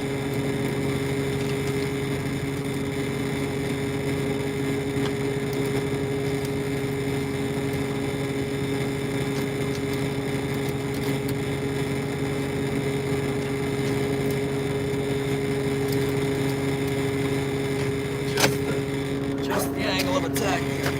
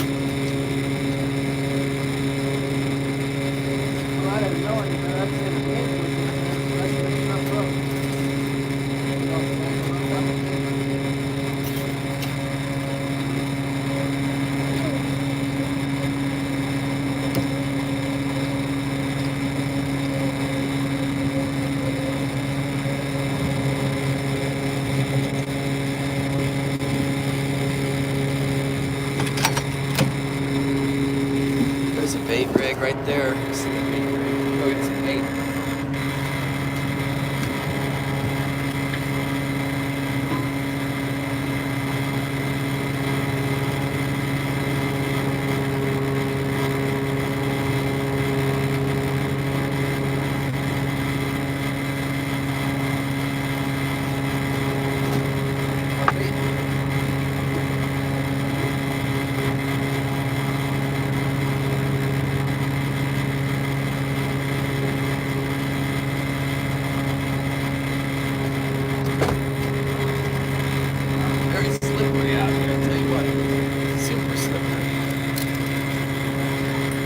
Cow, there's another.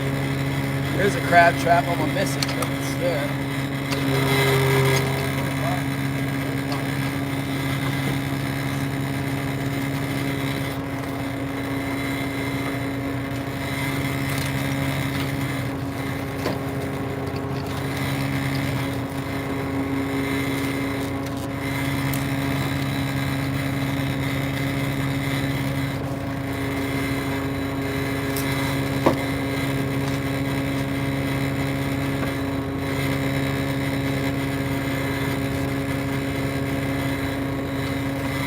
Water's real nice in here, nice and clear.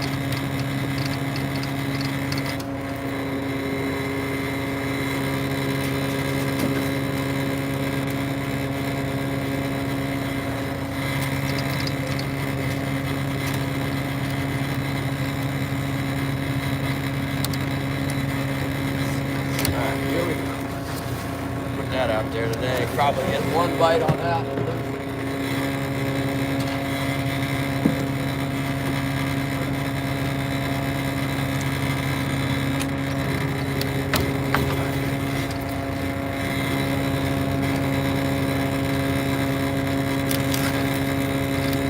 Never got bit on that.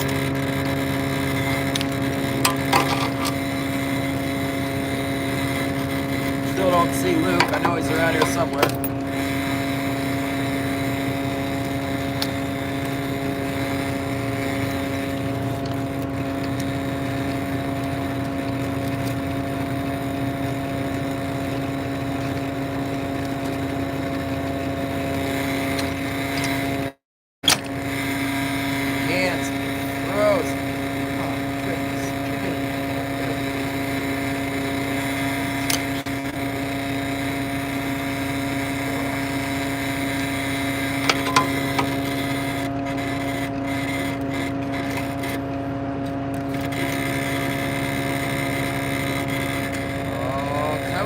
Bite that thing.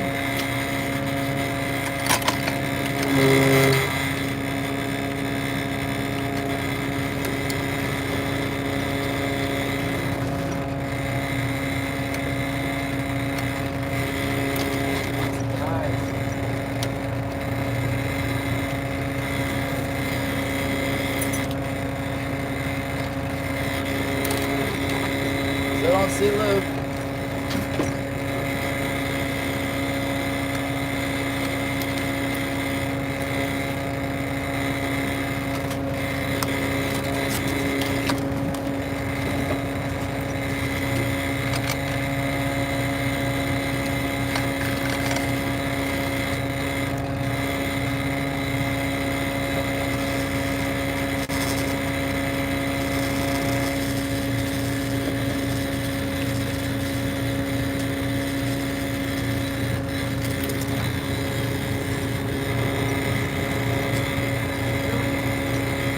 All in now.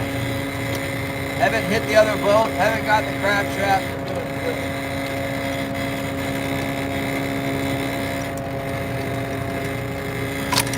Alright, it's all money from here. Let's go away before it gets snowed in on us.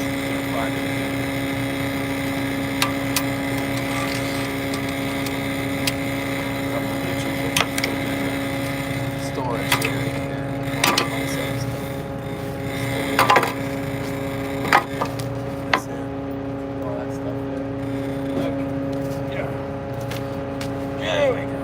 Go inside, you guys. Where's Luke? I still don't see Luke. Wonder if his deep bay is not the same as my deep bay.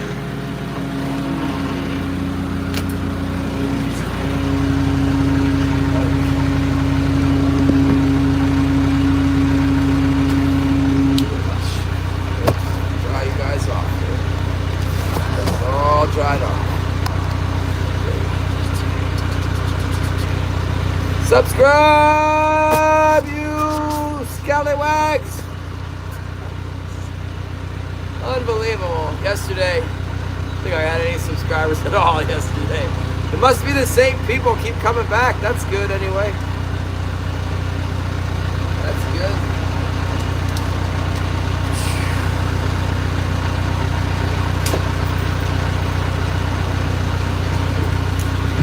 Well, this lure is very interesting. Look at it's got a swivel, then it's got this little tiny hook on it. Man, it's kind of a nice stout little hook though. I just don't know if it'll get, I really want to get a big piece of the fish, right?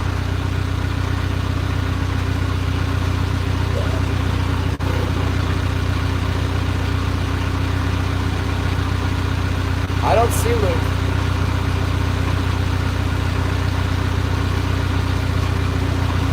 I don't see him.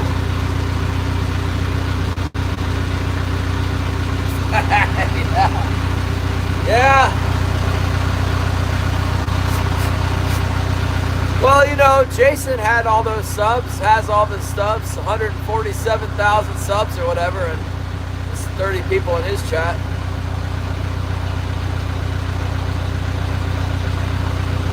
Wow, it's really snowing. So Wyatt catching Alaska. He's back in Alaska now. That's big news. Look at this. It's like Christmas. It's like Christmas in March. Oh, jingle bells, jingle all the way. Oh, what fun it is to fish when we get a 40-pounder today. Hey. Get that bell. Ring the bell.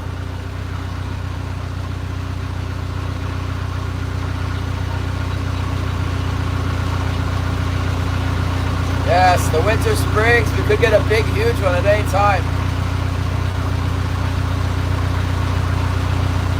Lady Sky, there is a lot of snow, yes.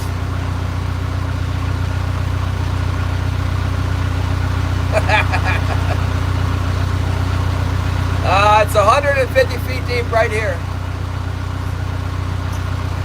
I still don't see Luke. He's around here somewhere. Where are you, Luke?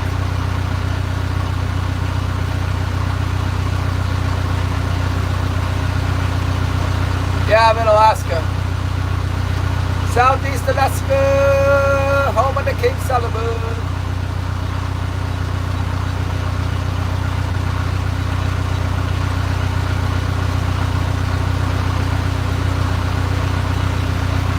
Alright, here we go. Coming in on this salt chuck here where I like to fish.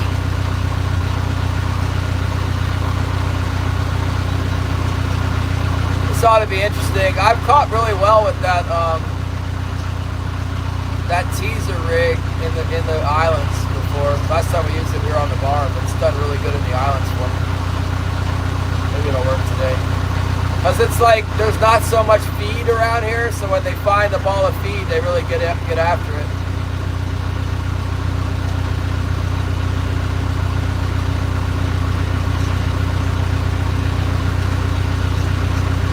Luke, it sounded like all the fish Luke caught were keepers, so.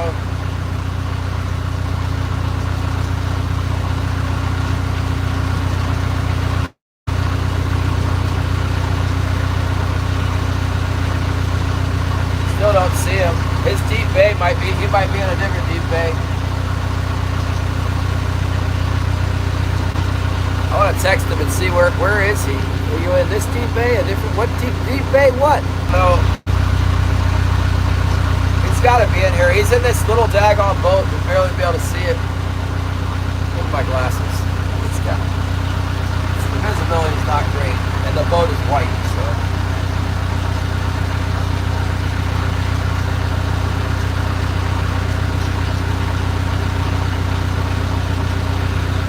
I don't think he's in here.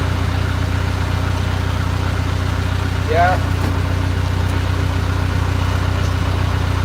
He might be in a different deep bay. His deep bay might be that. I don't know, but I want to know where the deep bay is, where he got the food. He caught the 3 fishes.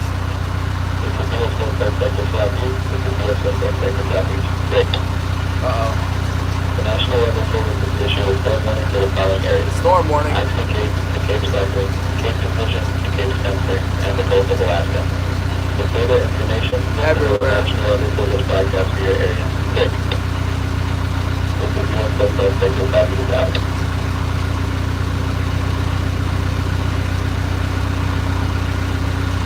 They actually did not list our area of coastline in the storm warning. They said northwest of here and south of here, but not this like 100-mile long stretch of coast. They didn't name it. Storm warning. March storm, okay. Well, it's lovely in here. There's not even a little bit of wind. We're trolling right along at 2.6 knots. Oh, I just saw something.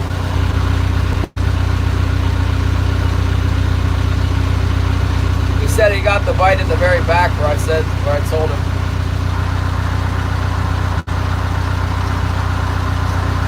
Okay, he's in the same bay. He said he saw me on my way in.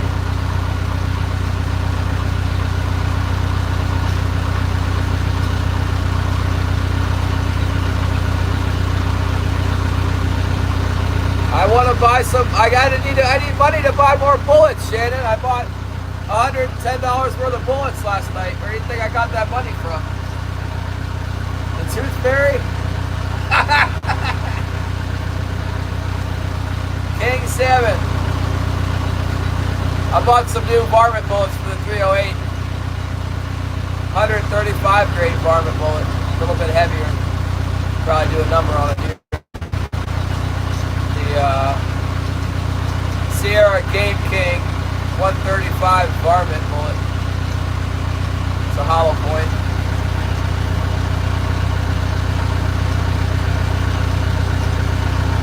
It's nice we got the bottom all charted out in here. We know where we got our track laid out, so we know exactly where the depths are.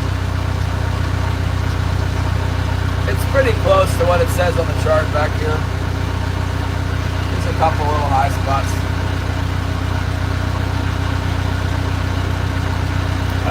Worst thing that happens is we roll the bottom spread up around the cannonball. It's not that big a deal. Well, worst thing that happens is we snag that marlin teaser and break that off. It's a $100 lure.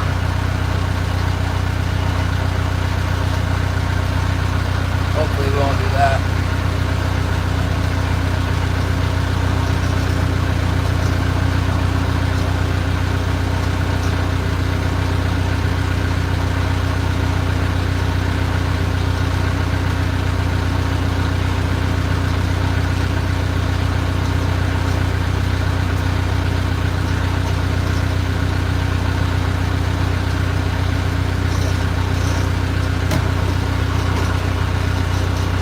Tighten my exhaust up. My exhaust bracket is a little loose and rattling.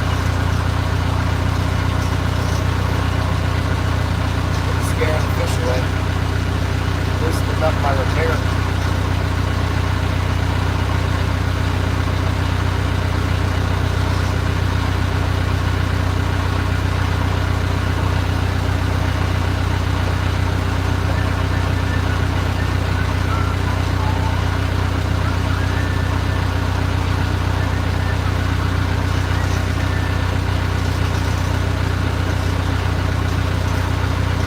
My starboard heavy's got an interesting bob going on.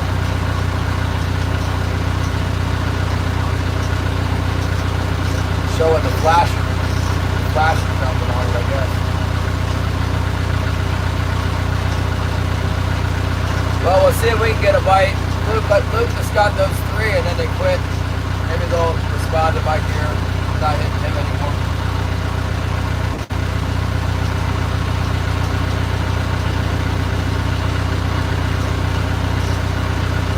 Yeah, I don't like the fact that it's patched up with that. You know, it's a pretty temporary patch. I really need to get my calipers down here and measure my exhaust pipe and the flange on my engine go, or whatever you call it, fitting on the engine. Order a piece of flex pipe that's a little bit longer. That's the problem. We made some cuts in the flex pipe to shove it onto the exhaust pipe, and the cuts are showing. You know that's what it is. Kind of a pain in the butt to get it on there. My mechanic friend was not real happy about it when we were putting it on. I remember that much. Better option than Luke. I don't know. Luke's got his little boat's got a little 60 horsepower outboard on it. It's real quiet. Slips in here. All they know is all of a sudden there's some food. He's probably using fishing rods. I think he's got fishing rods on his sport downrigger.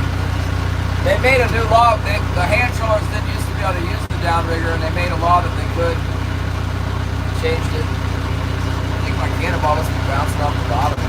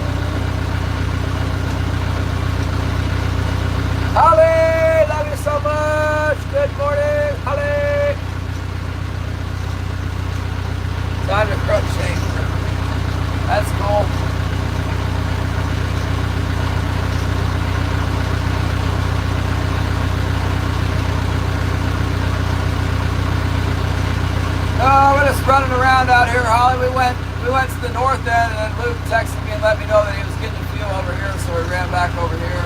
I didn't like the looks of it up there.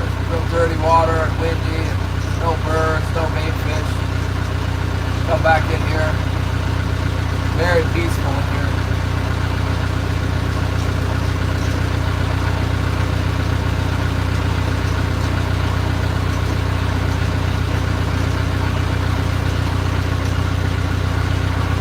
How did you get out, Holly? I didn't even think about you going to work. Oh, she didn't go to work, that's why. I'm thinking like, it's Saturday, she doesn't need to go to work, the car's fine. You said your class, I'm thinking, wait a minute, she must have gone to work, and that's crazy. No, you didn't have to leave the house, okay.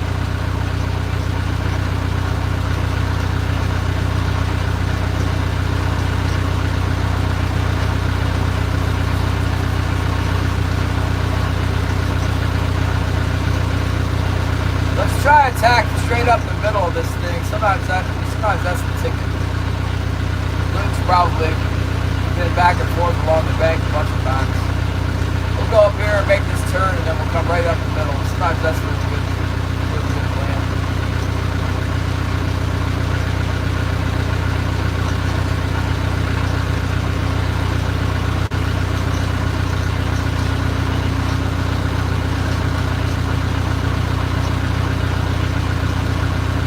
Yeah, sometimes they'll come up. It's like out there on the bar. It's deeper, you know, it's like 90 feet, 100 feet, but sometimes they're in there, they'll come right up and attack.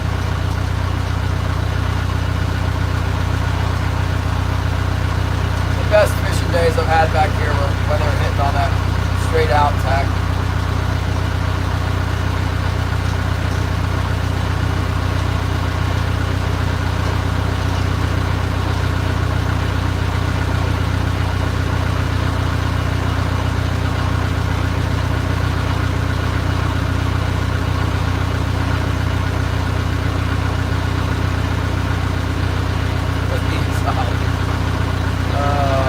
The only thing I'm good at is catching these fish.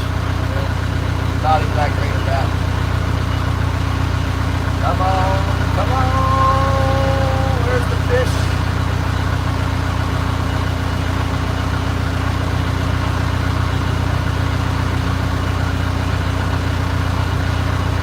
Looks like there's snow on the water back here. That's just wonderful.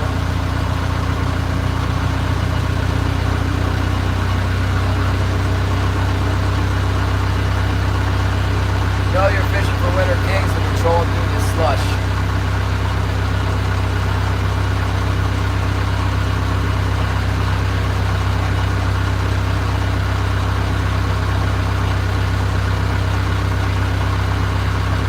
It's not slush, it's a little breeze on the water.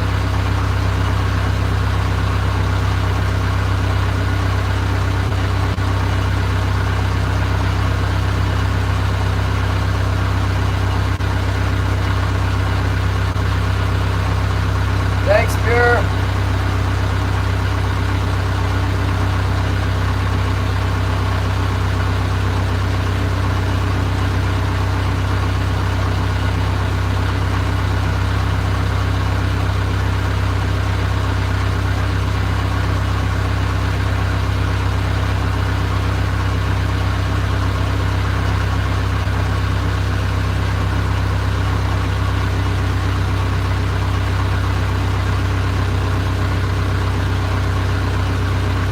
Minutes in, yeah. It looks pretty nice back here. I like it.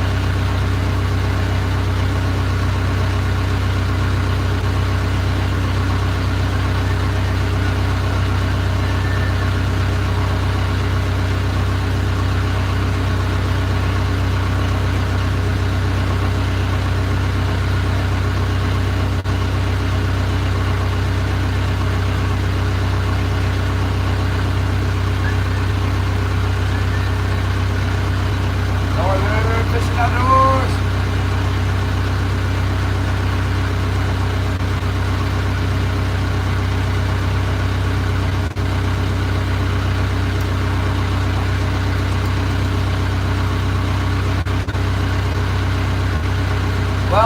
Zyro or Bob will go live fishing too. I want to watch some live fishing. You guys are getting all the live fishing because I don't get any because I'm always fishing. Oh my goodness. I watched Cindy fish for a while last night. And Steve was on this morning. Steve actually caught fish today. Pennsylvania catfish fisherman. We finally turned on.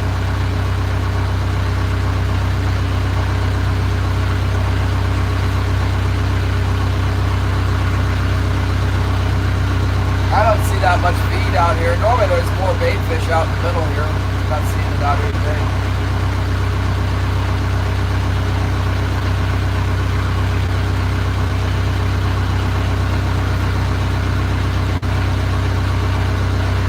Yeah.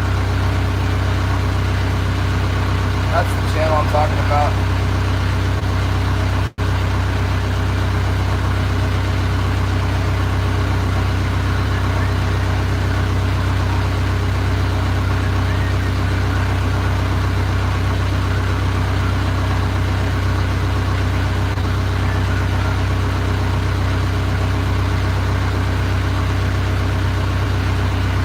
Caught all the fish. Knew that was going to happen.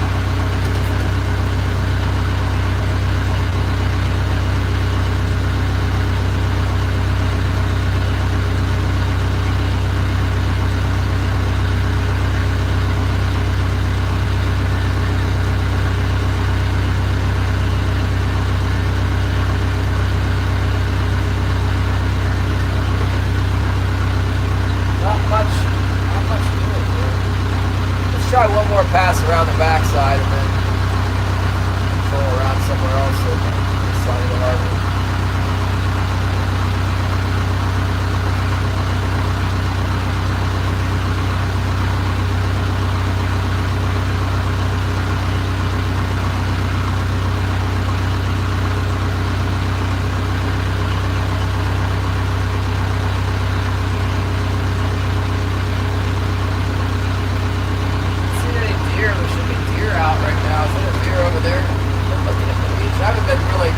I've been hawking the beach, but I've been looking every once in a while.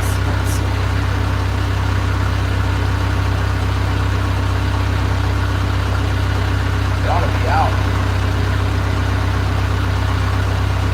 There's all the deer at.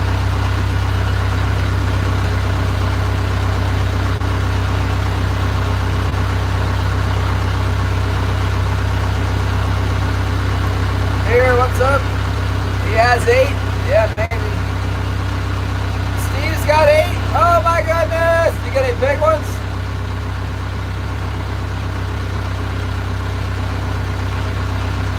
King Chaser's gonna put the vintage king pictures up.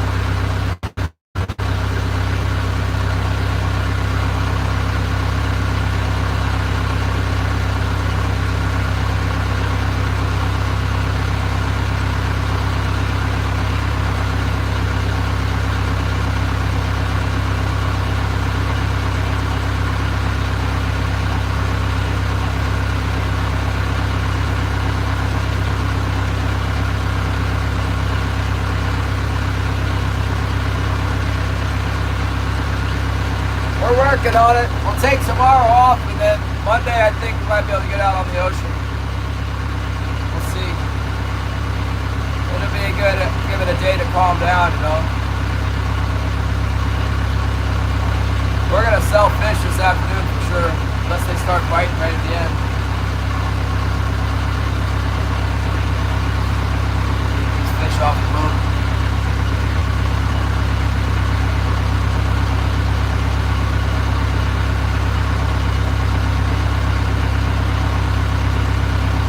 Out of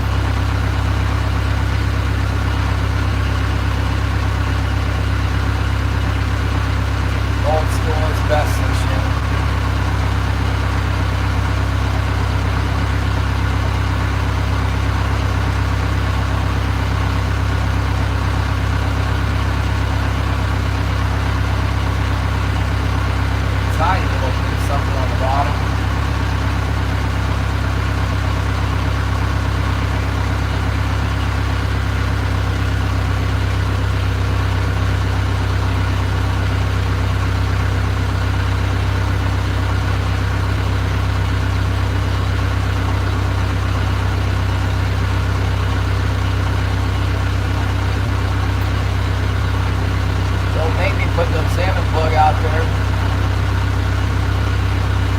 limit plug works good when the fish are biting like crazy out there in the spring. Put some out, maybe next time we get out there they're biting.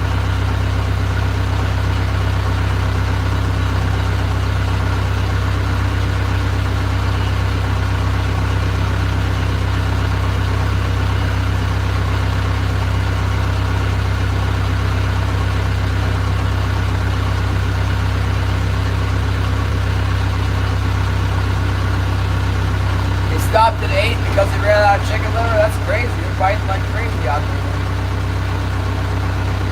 It's all the catfish you want now.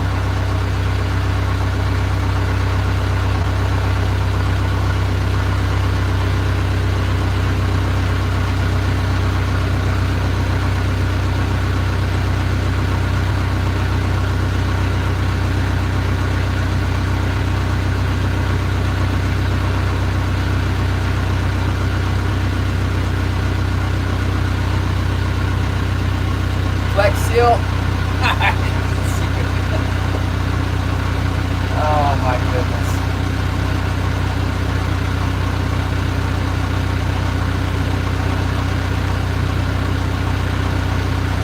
Gonna flex seal the hole in your boat?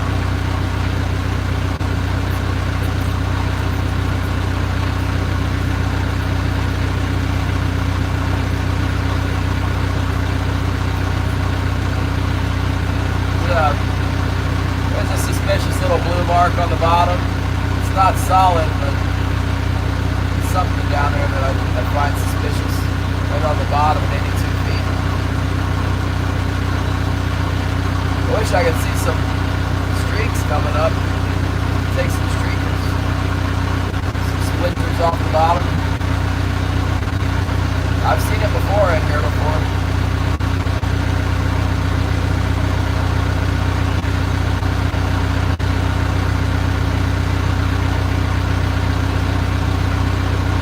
I've definitely seen it before.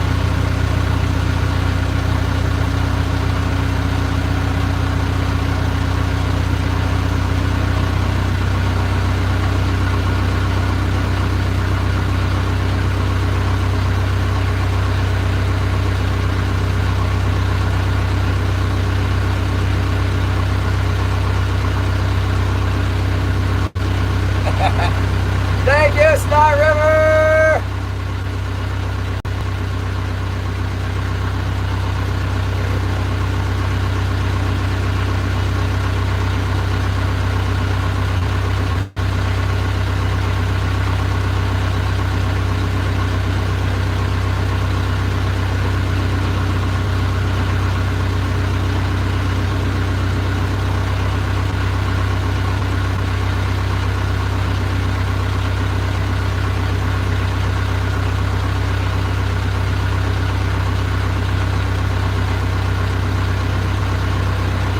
What's up, Junior? You come back again for more, huh?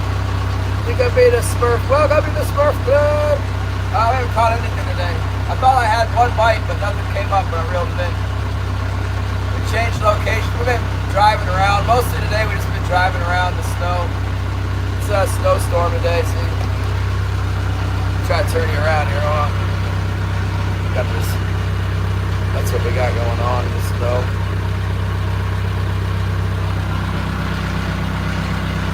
Blasting snow on everything, snow on my boat, snow on everything.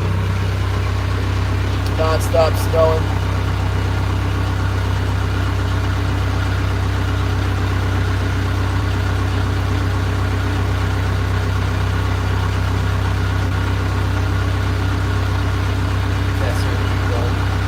I don't know, man. Why don't you get one of those PSA like mini ARs? What are they called? Like the PSA Scorpion or whatever?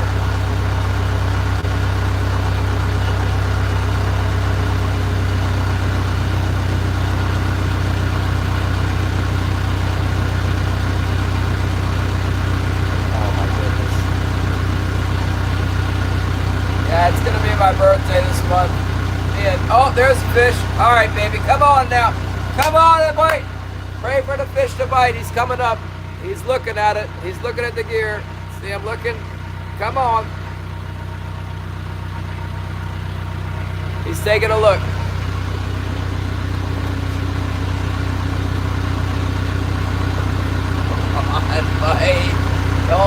on me now.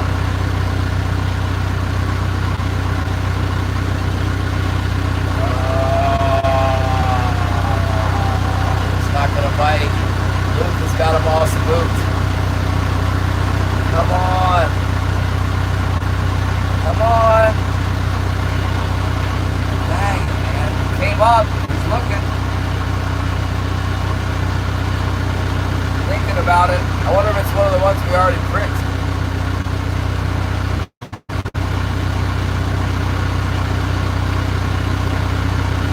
He's probably following us right now. They're in here. That one was interesting too. It came up. It was coming up fast. Not super fast, but it was coming up enough that, like, for sure, coming up into the spread.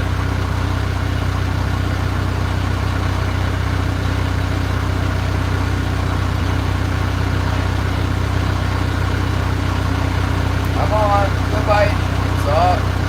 It's good for you. Come get a delicious herring. Want some plastic squids? Got metal spoons.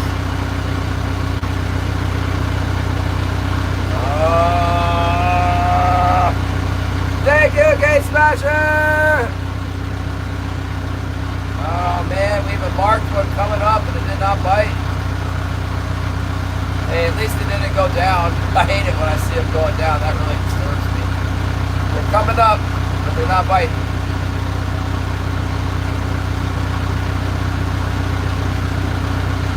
Come on. Thank you, Mr. Gates. Cheers. I appreciate it. The gift memberships is the theme lately.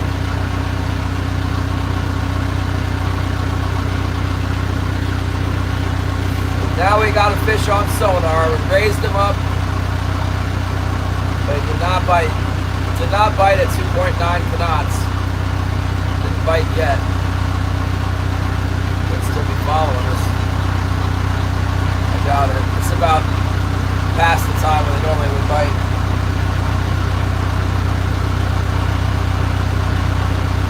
Dang. That was exciting. I thought we were going to get him. This guy says go faster. Yeah. Go faster when we come back through there. We can try going faster. Now he's had a look at everything we got. He probably had a look at everything Luke had too. Might be one that we already hooked, you know. Now he's like, oh man, it's that thing that bites, you know. That's the one that bites. Bites back. Well, Luke didn't get them all. Maybe we'll get them when we go back in there again. Let's keep going and we'll go all the way up to this salt chuck, and then since we saw something that's definitely a fish, we'll go back in there and make another pass at him. That was most assuredly a king salmon coming up to look at our gear.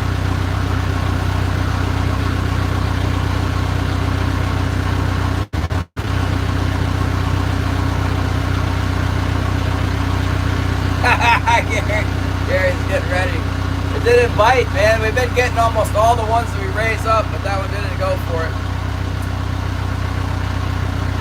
I might have too much gear out, spooked it with all my flashers. I got like tons of flashers out there.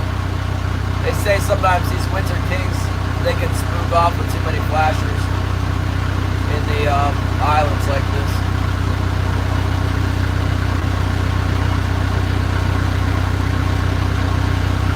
Get them all. Yeah, we woke them up.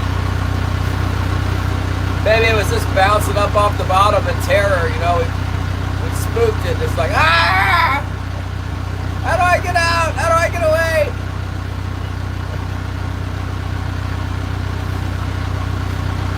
So this is interesting. Last night I was watching something. It came up on my YouTube feed. It did not have very many views at all, but it was about galvanic electrical fields and attracting fish. And it was some guy that was trying to tell people to put like copper and zinc together and on the fishing lure, you know. But he definitely said like dissimilar metals, the field created between dissimilar metals is attractive to fish like catfish. They tested it at some aquaculture study board. They were tested with catfish. They were using copper and zinc or whatever, but it was the dissimilar metal field to attract the fish. And I have that under my boat. I have the aluminum on top of copper, so I've got that field going on. The point is that with all the positive, all the voltage and everything we got going on under the boat, the fish, what they found is a predatory fish, even if it's spooked, like so it's, let's say it's gone, it's trying to flee, you know, we scared it. We were over top of it with the Perkins and all these flashy things are everywhere and it's not having it. When it goes to flee, it automatically goes towards the positive energy. So it comes towards my boat. It's like it can't help itself. But that doesn't mean it won't bite. It doesn't mean it's gonna bite. You know, it might be. It's not. It's scared. It's trying to get away, but it automatically goes. They go towards the positive charge. So it's coming towards the bottom of the boat, but it's not biting. That's my theory on that one. I should have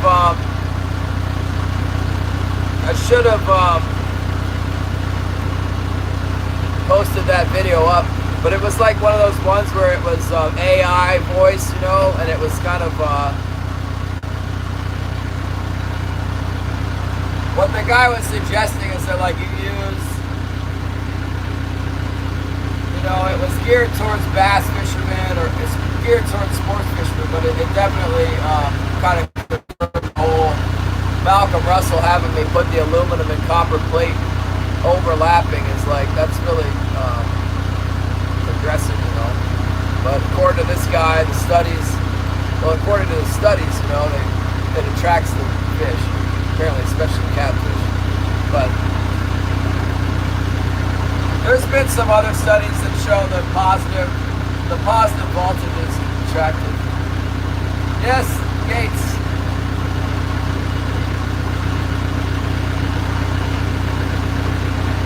We're on the deep bay drag now. We bumped Luke out of here, and now we're just going back and forth. Luke will go somewhere else and catch fish now.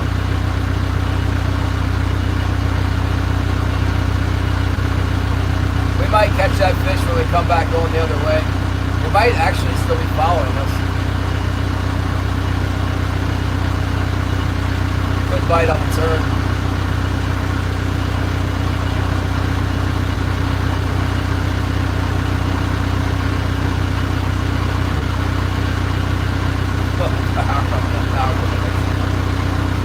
Yeah, Malcolm Xbox isn't plugged in, but I have dissimilar metals overlapping on the bottom of my boat, which is totally crazy.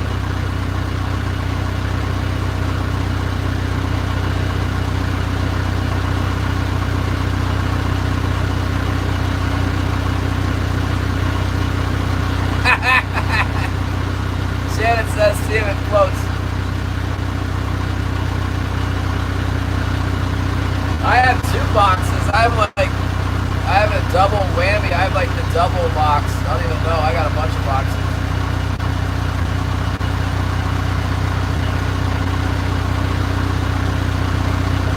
I'm interested in getting it fixed up. I might send it back to Malcolm and see if he can give it the old once over. Maybe he'll...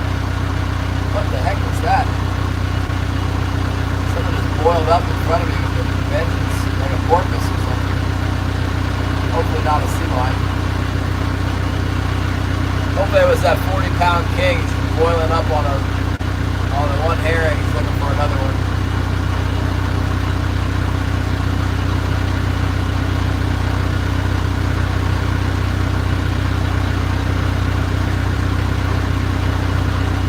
One time back in the bay here in May, I seen a lot of king salmon boiling. And one time, where was I? Maybe on the pinnacles I've seen them boil before. It's very rare though. Bite commander button. Yeah, man, we had one. We had one coming up. Ah! No bite. We saw one yesterday too that was laying on the bottom that wouldn't bite. I'm pretty sure that was a fish. It's all by itself there. Over by the harbor, that long blue mark on the bottom. That looked like a big one, actually. So they say in the spring they got these, they call it the dry bay kings. There's like king salmon that are from dry bay. They're big, and they got a big black head. And they're supposed to taste better than these other ones. They call them dry bay kings. And they say they won't bite hooks. You don't get them in a hook. You got to put your net out, but they get in the net. But they're all around in here. They swim around. They don't bite. They call them dry bay kings. They don't bite the hook. You got to use your gill net to get them. They bite the gill net pretty good. There's not very many of them, but. Oh, Mr. Hogan, we're here. We're just chilling.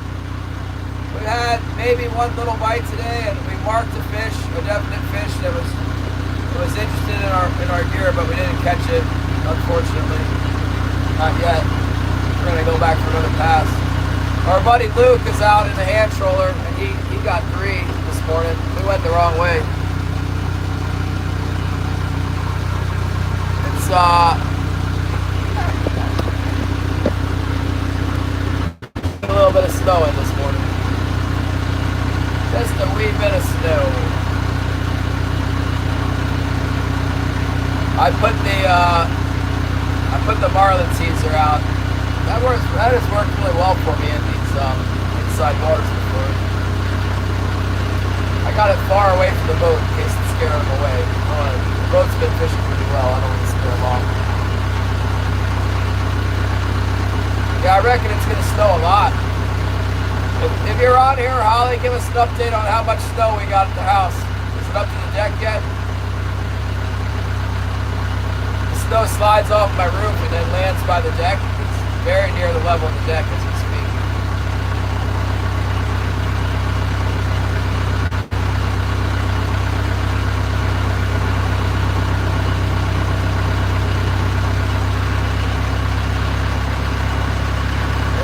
Coming around for another pass on the old Peak Bay.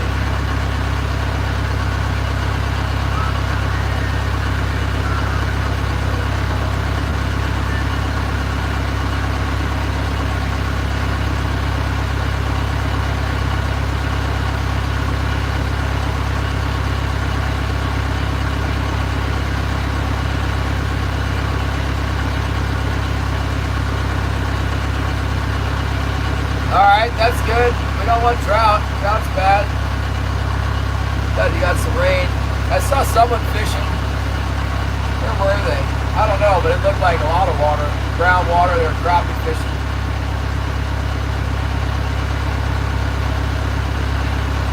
Go back for another pass. These guys want me to go faster.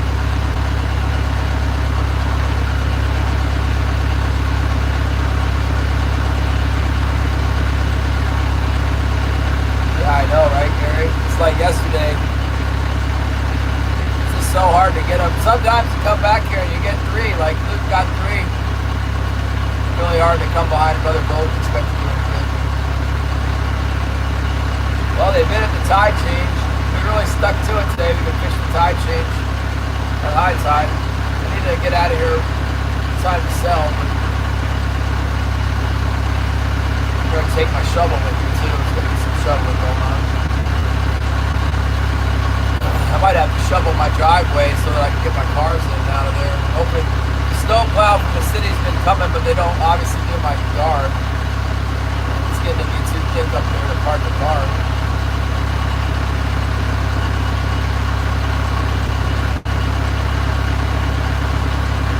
Inches, so that's 7 inches more total because it was 3 inches on, of new snow last night.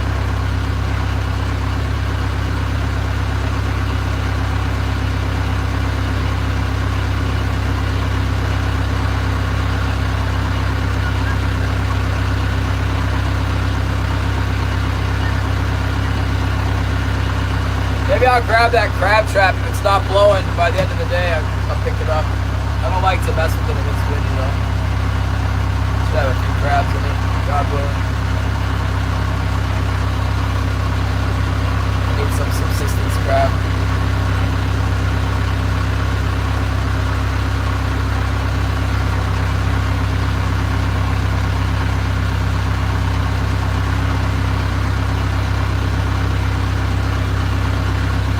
fish are crazy. I've fished in here a lot of times when it's slow. I really have.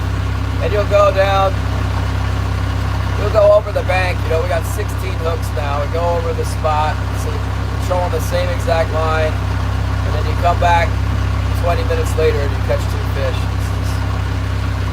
I don't know, they come in or they decide to get active. I personally think they're moving in, but seeing that one that didn't bite, you wonder if maybe they're here the whole time, they're just inactive, you know. You know, there's one in here.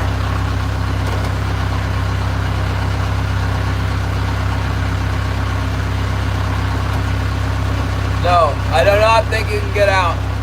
I'll grab the post office stuff and the stuff from the grocery store.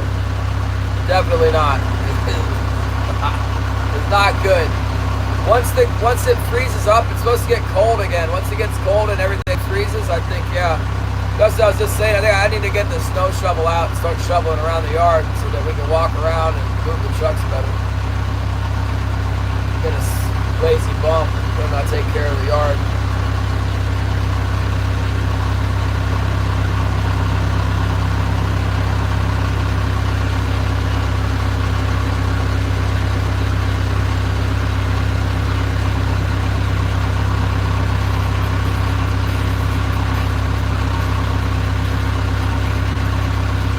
Yeah, I'm not going to stay out real late, Holly. I'm right here by the harbor.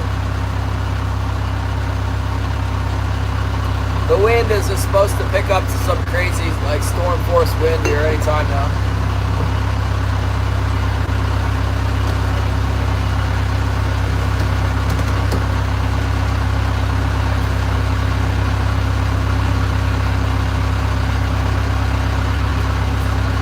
Oh, we got some chicken out for dinner. I don't need to go out in the wind. I don't need to worry about the trap. I should have cut my bait up. The bait, it seems like it takes them a while to pinch on the bait and get it going. It's not a very juicy bait until they get it ripped open.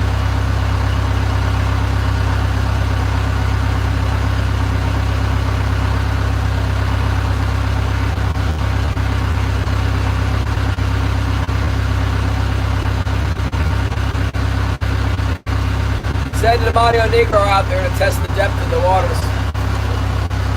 Test the depth of the snow. Go over Demonio's back yet? Let's read some out of 1 Chronicles, chapter 12. I got a heading in my Bible. It says, the growth of David's army. Now these were the men who came to David at Ziklag, while he was still a fugitive from Saul, the son of Kish. And they were among the mighty men, helpers in the war, armed with bows, using both the right hand and the left hand, hurling stones and shooting arrows with the bow. They were of Benjamin, Saul's brethren. The chief was Azur, then Joash, then the sons of Shema, the Gibeonite, Jezel,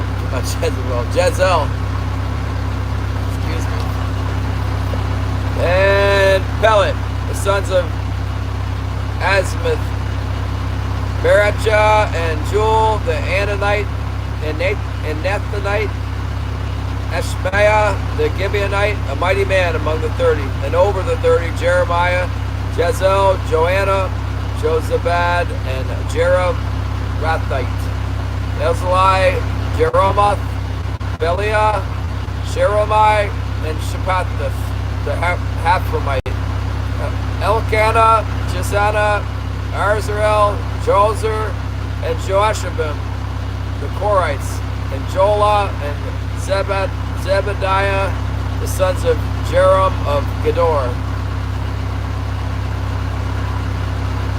Some of the Gadites joined David at the stronghold in the wilderness, mighty men of valor, men trained for battle, who could handle shield and spear, whose faces were like the faces of lions, and were swift as gazelles on the mountain.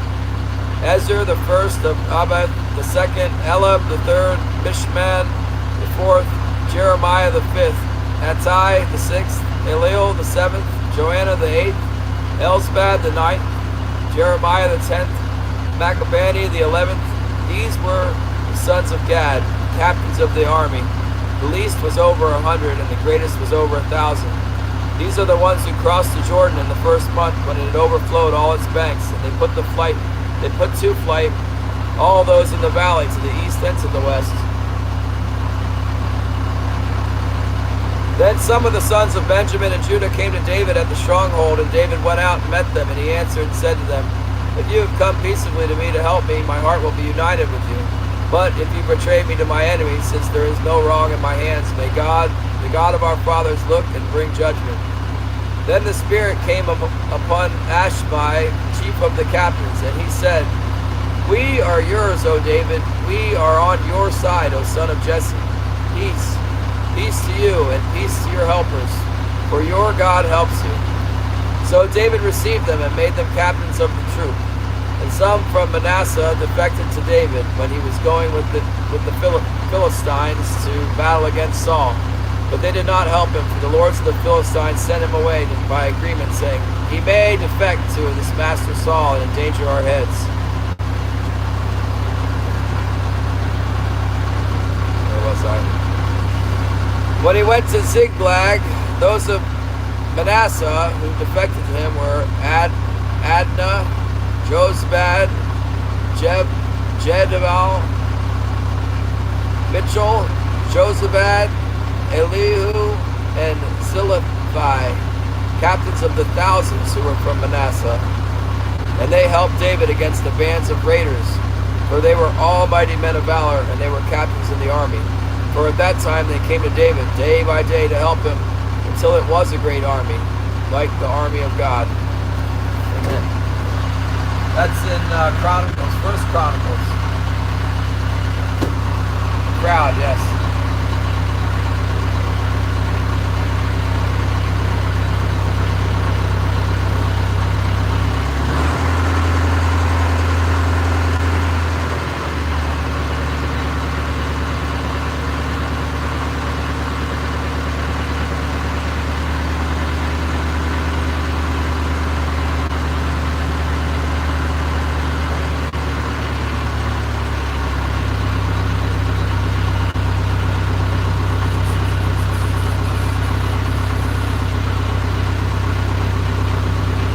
Okay, good.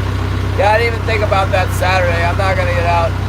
Don't even try it. The road was terrible this morning. I don't know. I barely got the car up into the spot.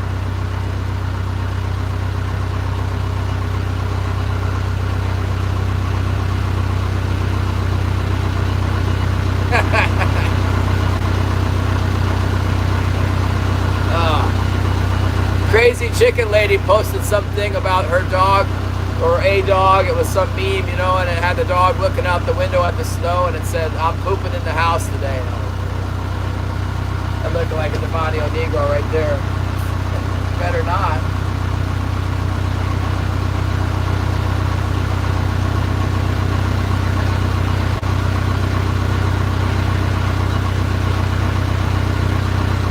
Well, if you got something small in the mail, Holly, shove it in that box. The mail plane probably didn't fly last night. It was blowing like a real storm around here.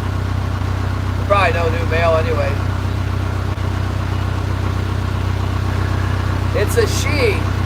The Demonio Negro is a female dog. It's a little black dog. It's been good recently, actually.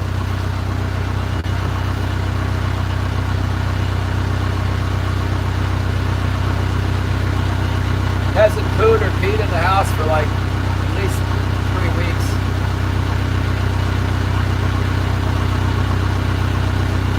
Oh yeah, sitting on my spot. The dog's like a little furry little mat. It's like got fur that's like 10-inch long hairs on it.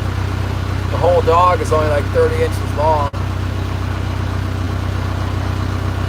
And from top of the dog, it's like a mop or something.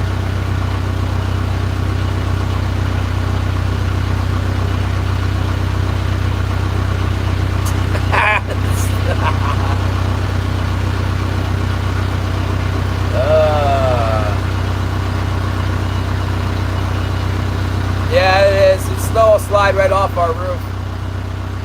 We have a real steep pitched roof.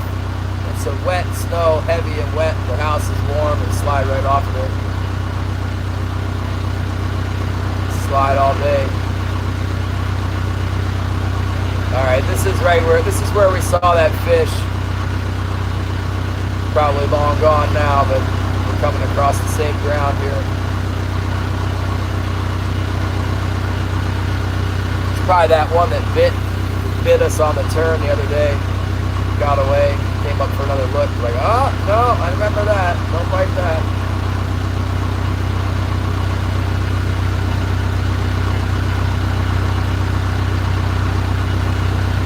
Yeah, that was the streaker. That one was slowly coming up to analyze what's coming by.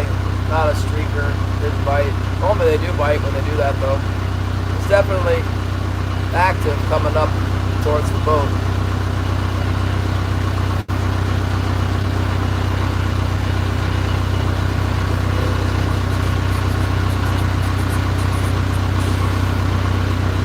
Oh my gosh, the back of the cove is filling up with snow. Ready to start trolling on top of the snow. That's crazy. That'd be the first time I caught a fish out of the snow. It's unusual though. Alright, here we go on the turn. Maybe he'll bite us on the turn.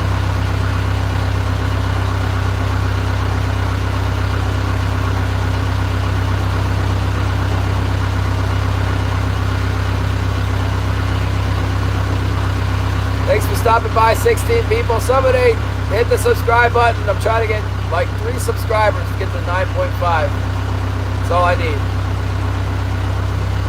Then we'll talk about 9.6. A little bit of bait in the back there on the bottom.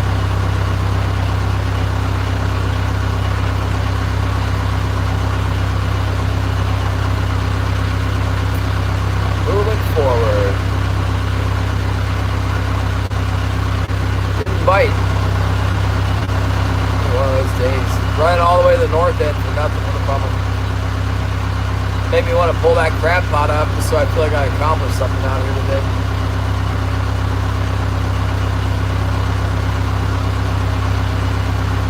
I wonder if I have any trouble getting into the cannery. There's snow like crazy over there.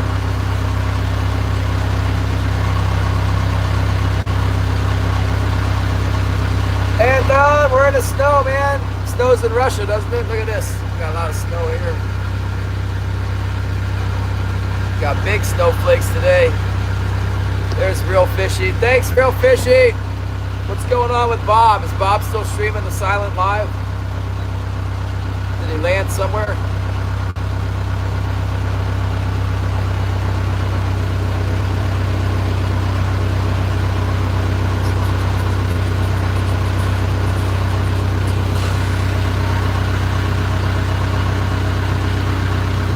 Yes, very lot of snow here.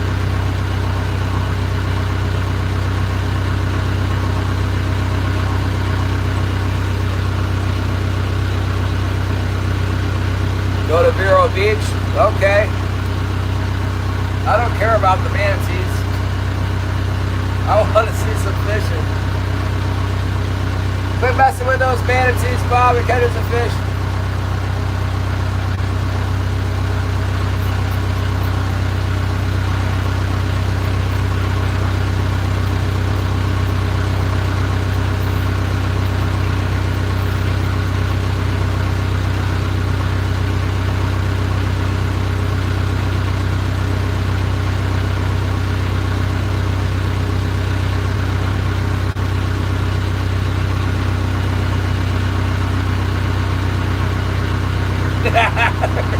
Real fish is the same way.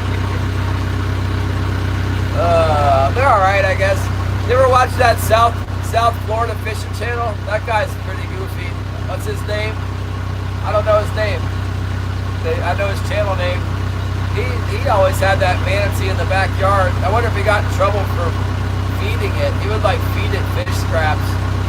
He would water it. It would come up and it was like, and spray the hose in its mouth. They were like living under his dock for a while. They haven't made it on the camera. Kind of a disturbing beast, really. Yeah. Yeah, that's right, Gary. We're definitely Alaska. You can tell today. I mean, it snows other places, but other places don't have the trolling gear out, you know. Nowhere else will you see the trolling pole out like this and that. Only in Alaska. It's one of a kind fishery here.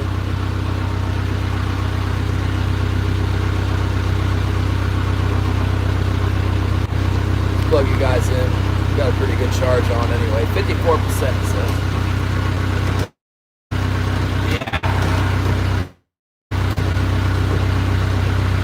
Yeah, it's gonna snow for 2 days, I think. This is just a start. We're about halfway through, so maybe 14 inches, I guess. I don't know. Hopefully not that much. I guess if they plow me out, it's not that big a deal. That's what people say is like March is the worst for snow. I've seen some bad snowstorms in March, I guess. Because it's trying to warm up. Like when it's really cold, there's no moisture around, which is rare, but it happens. But then as it tries to warm up, here comes the snow.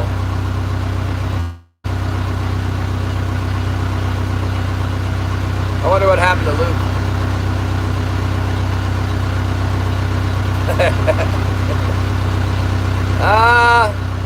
Sue's alright.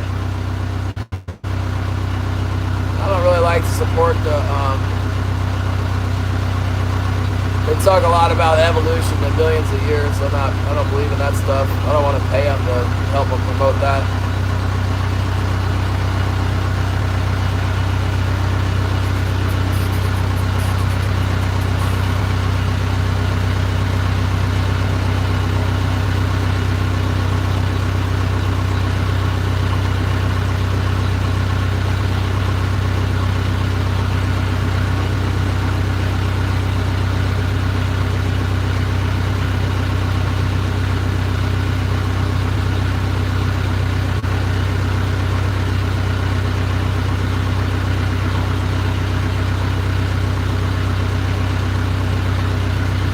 They don't have any Cape buffalo in the zoo, so we'll get that buffalo.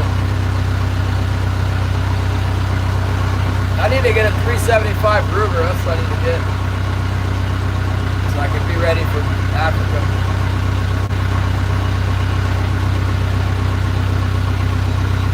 Hopefully we don't run into Luke. I can only see like 100 yards. I just keep my right pole to the bank all day long, and then it'll be his fault for using it. Yeah, I don't know. It's not very much on the ground. We don't have a big snowpack right now. We had 5 feet, and then it was like 35 degrees, 40 degrees for a month, and it all melted. Now it's coming back.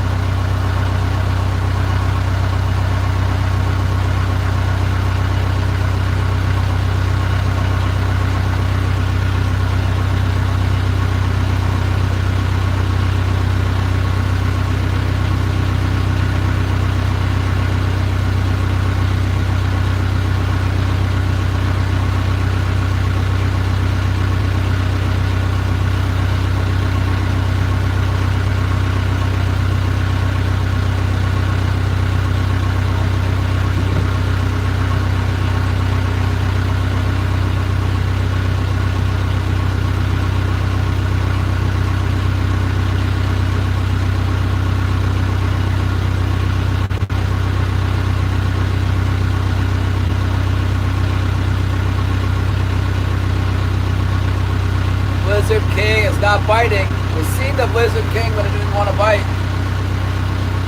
Waiting for the tide change, I guess.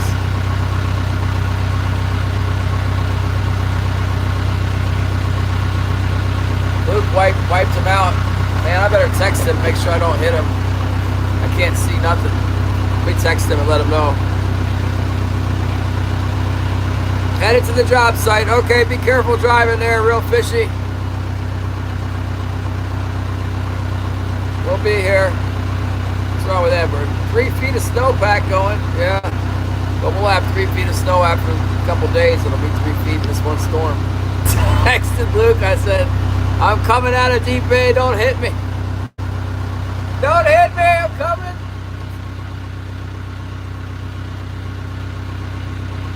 I can't see. Well, I guess I can see a little ways.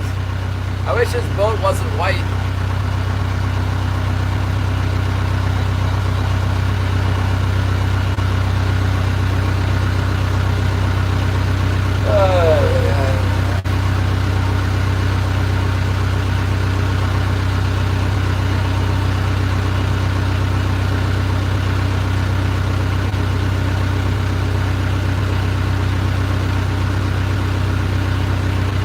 Darn it, we marked the fish and not bite us. We had one on the old sounder, but no bitey whiteys. Maybe I'll quit early today. It's like, if I'm not getting bites now, then I ain't driving around all day and not catching anything. It's real pretty out though, nice and flat. No wind at all. Snow is beginning to accumulate on the surface of the water. You guys want to see that? Look at this. Snow. We got snow on the water. See it?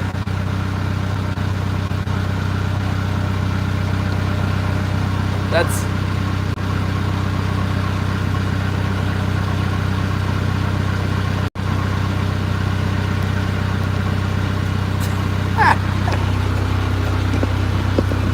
what in the world? How come they're not biting?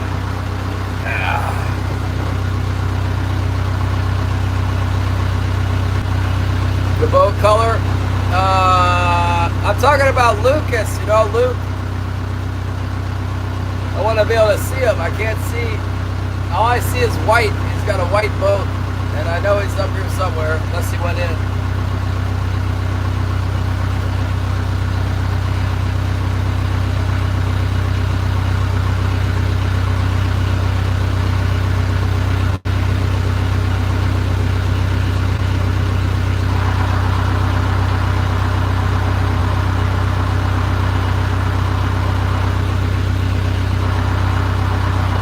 Got another one. Ah, he's up to 4. Yeah, he's got 4 now.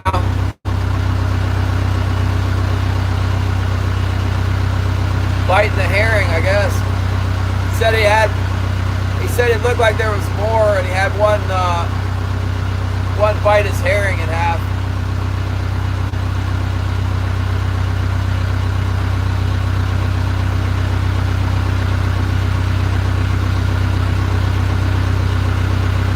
Gary says use blaze orange. I don't know, the water's pretty clear. I might be spooking them with all this gear I got out. I got so much gear.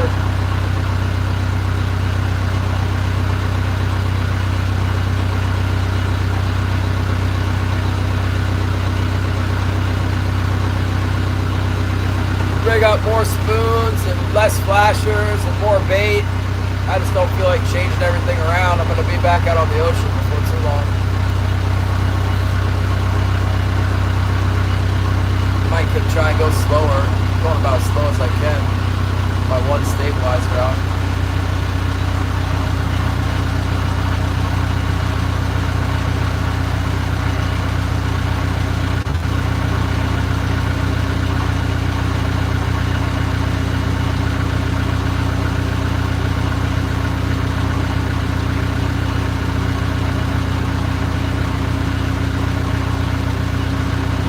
Said he got a bite in the middle of the harbor and saw some other ones maybe. Oh, blaze orange boat, yeah.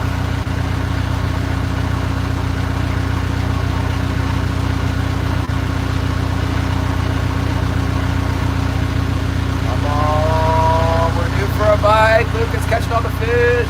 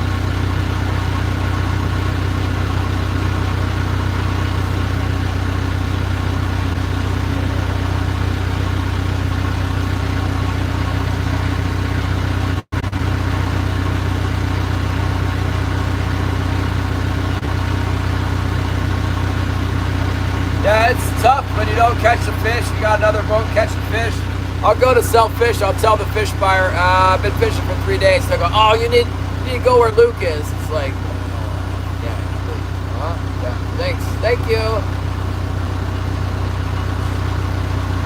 I see it. I already see it now.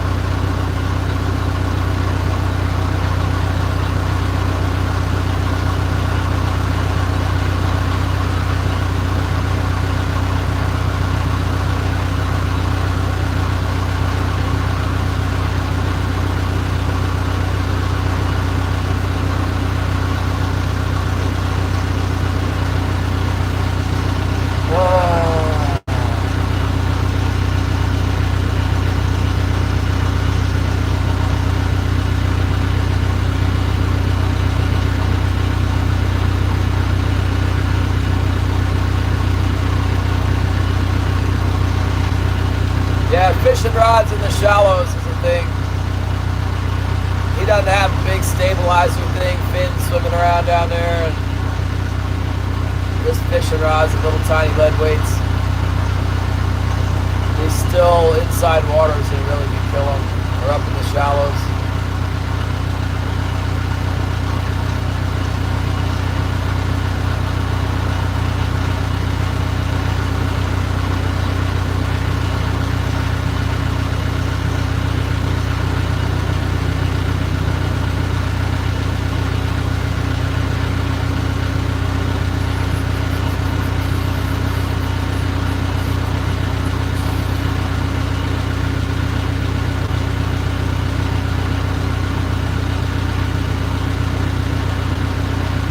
Snowing even harder, I think. It's like super snowy out here. Well, it's good there's some keepers around. Once the carnage of Luke's catching them all has dispersed, well, maybe we'll be able to have a chance. Once he parks his boat, you know, the fish vacuum and turns off, then maybe we have a chance to pick up some scraps around here.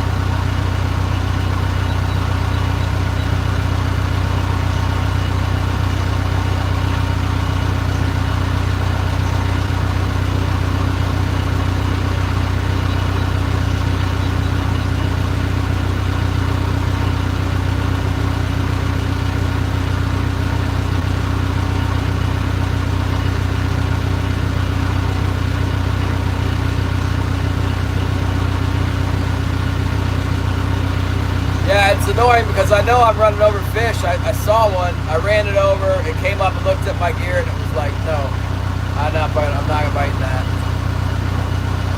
Rejected!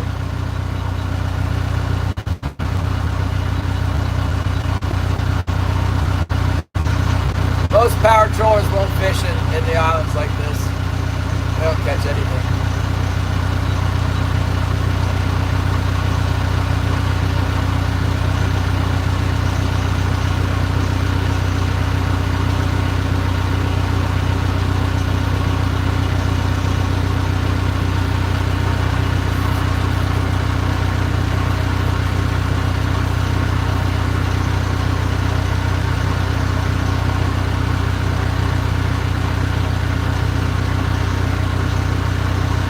Oh, cool. What kind of phone is it?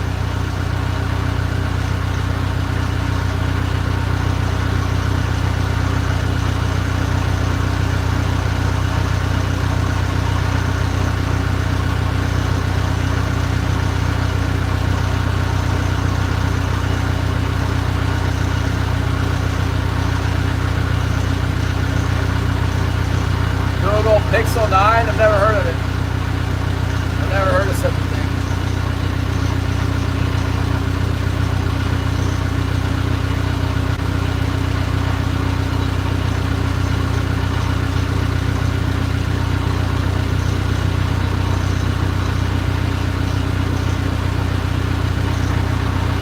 Uh-oh, slight breeze starting up from the northwest here. Heavy, heavy snow. Snowing. If you didn't think it could snow harder, here we go. Look at this, right here. More snow. Look at it. Oh my goodness.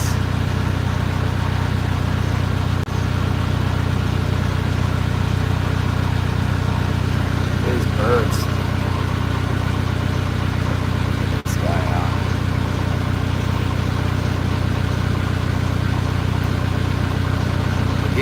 huh? No? Something. I know, birds. Oh, no, I'll be back.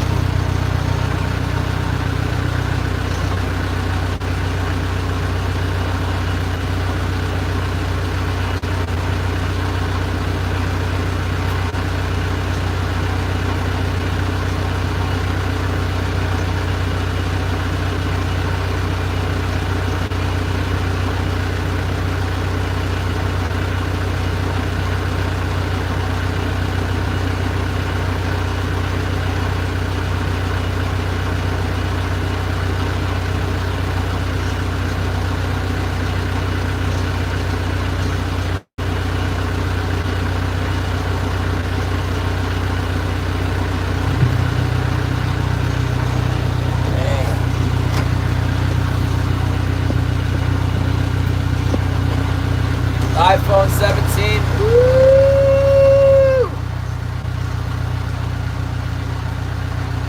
Fancy.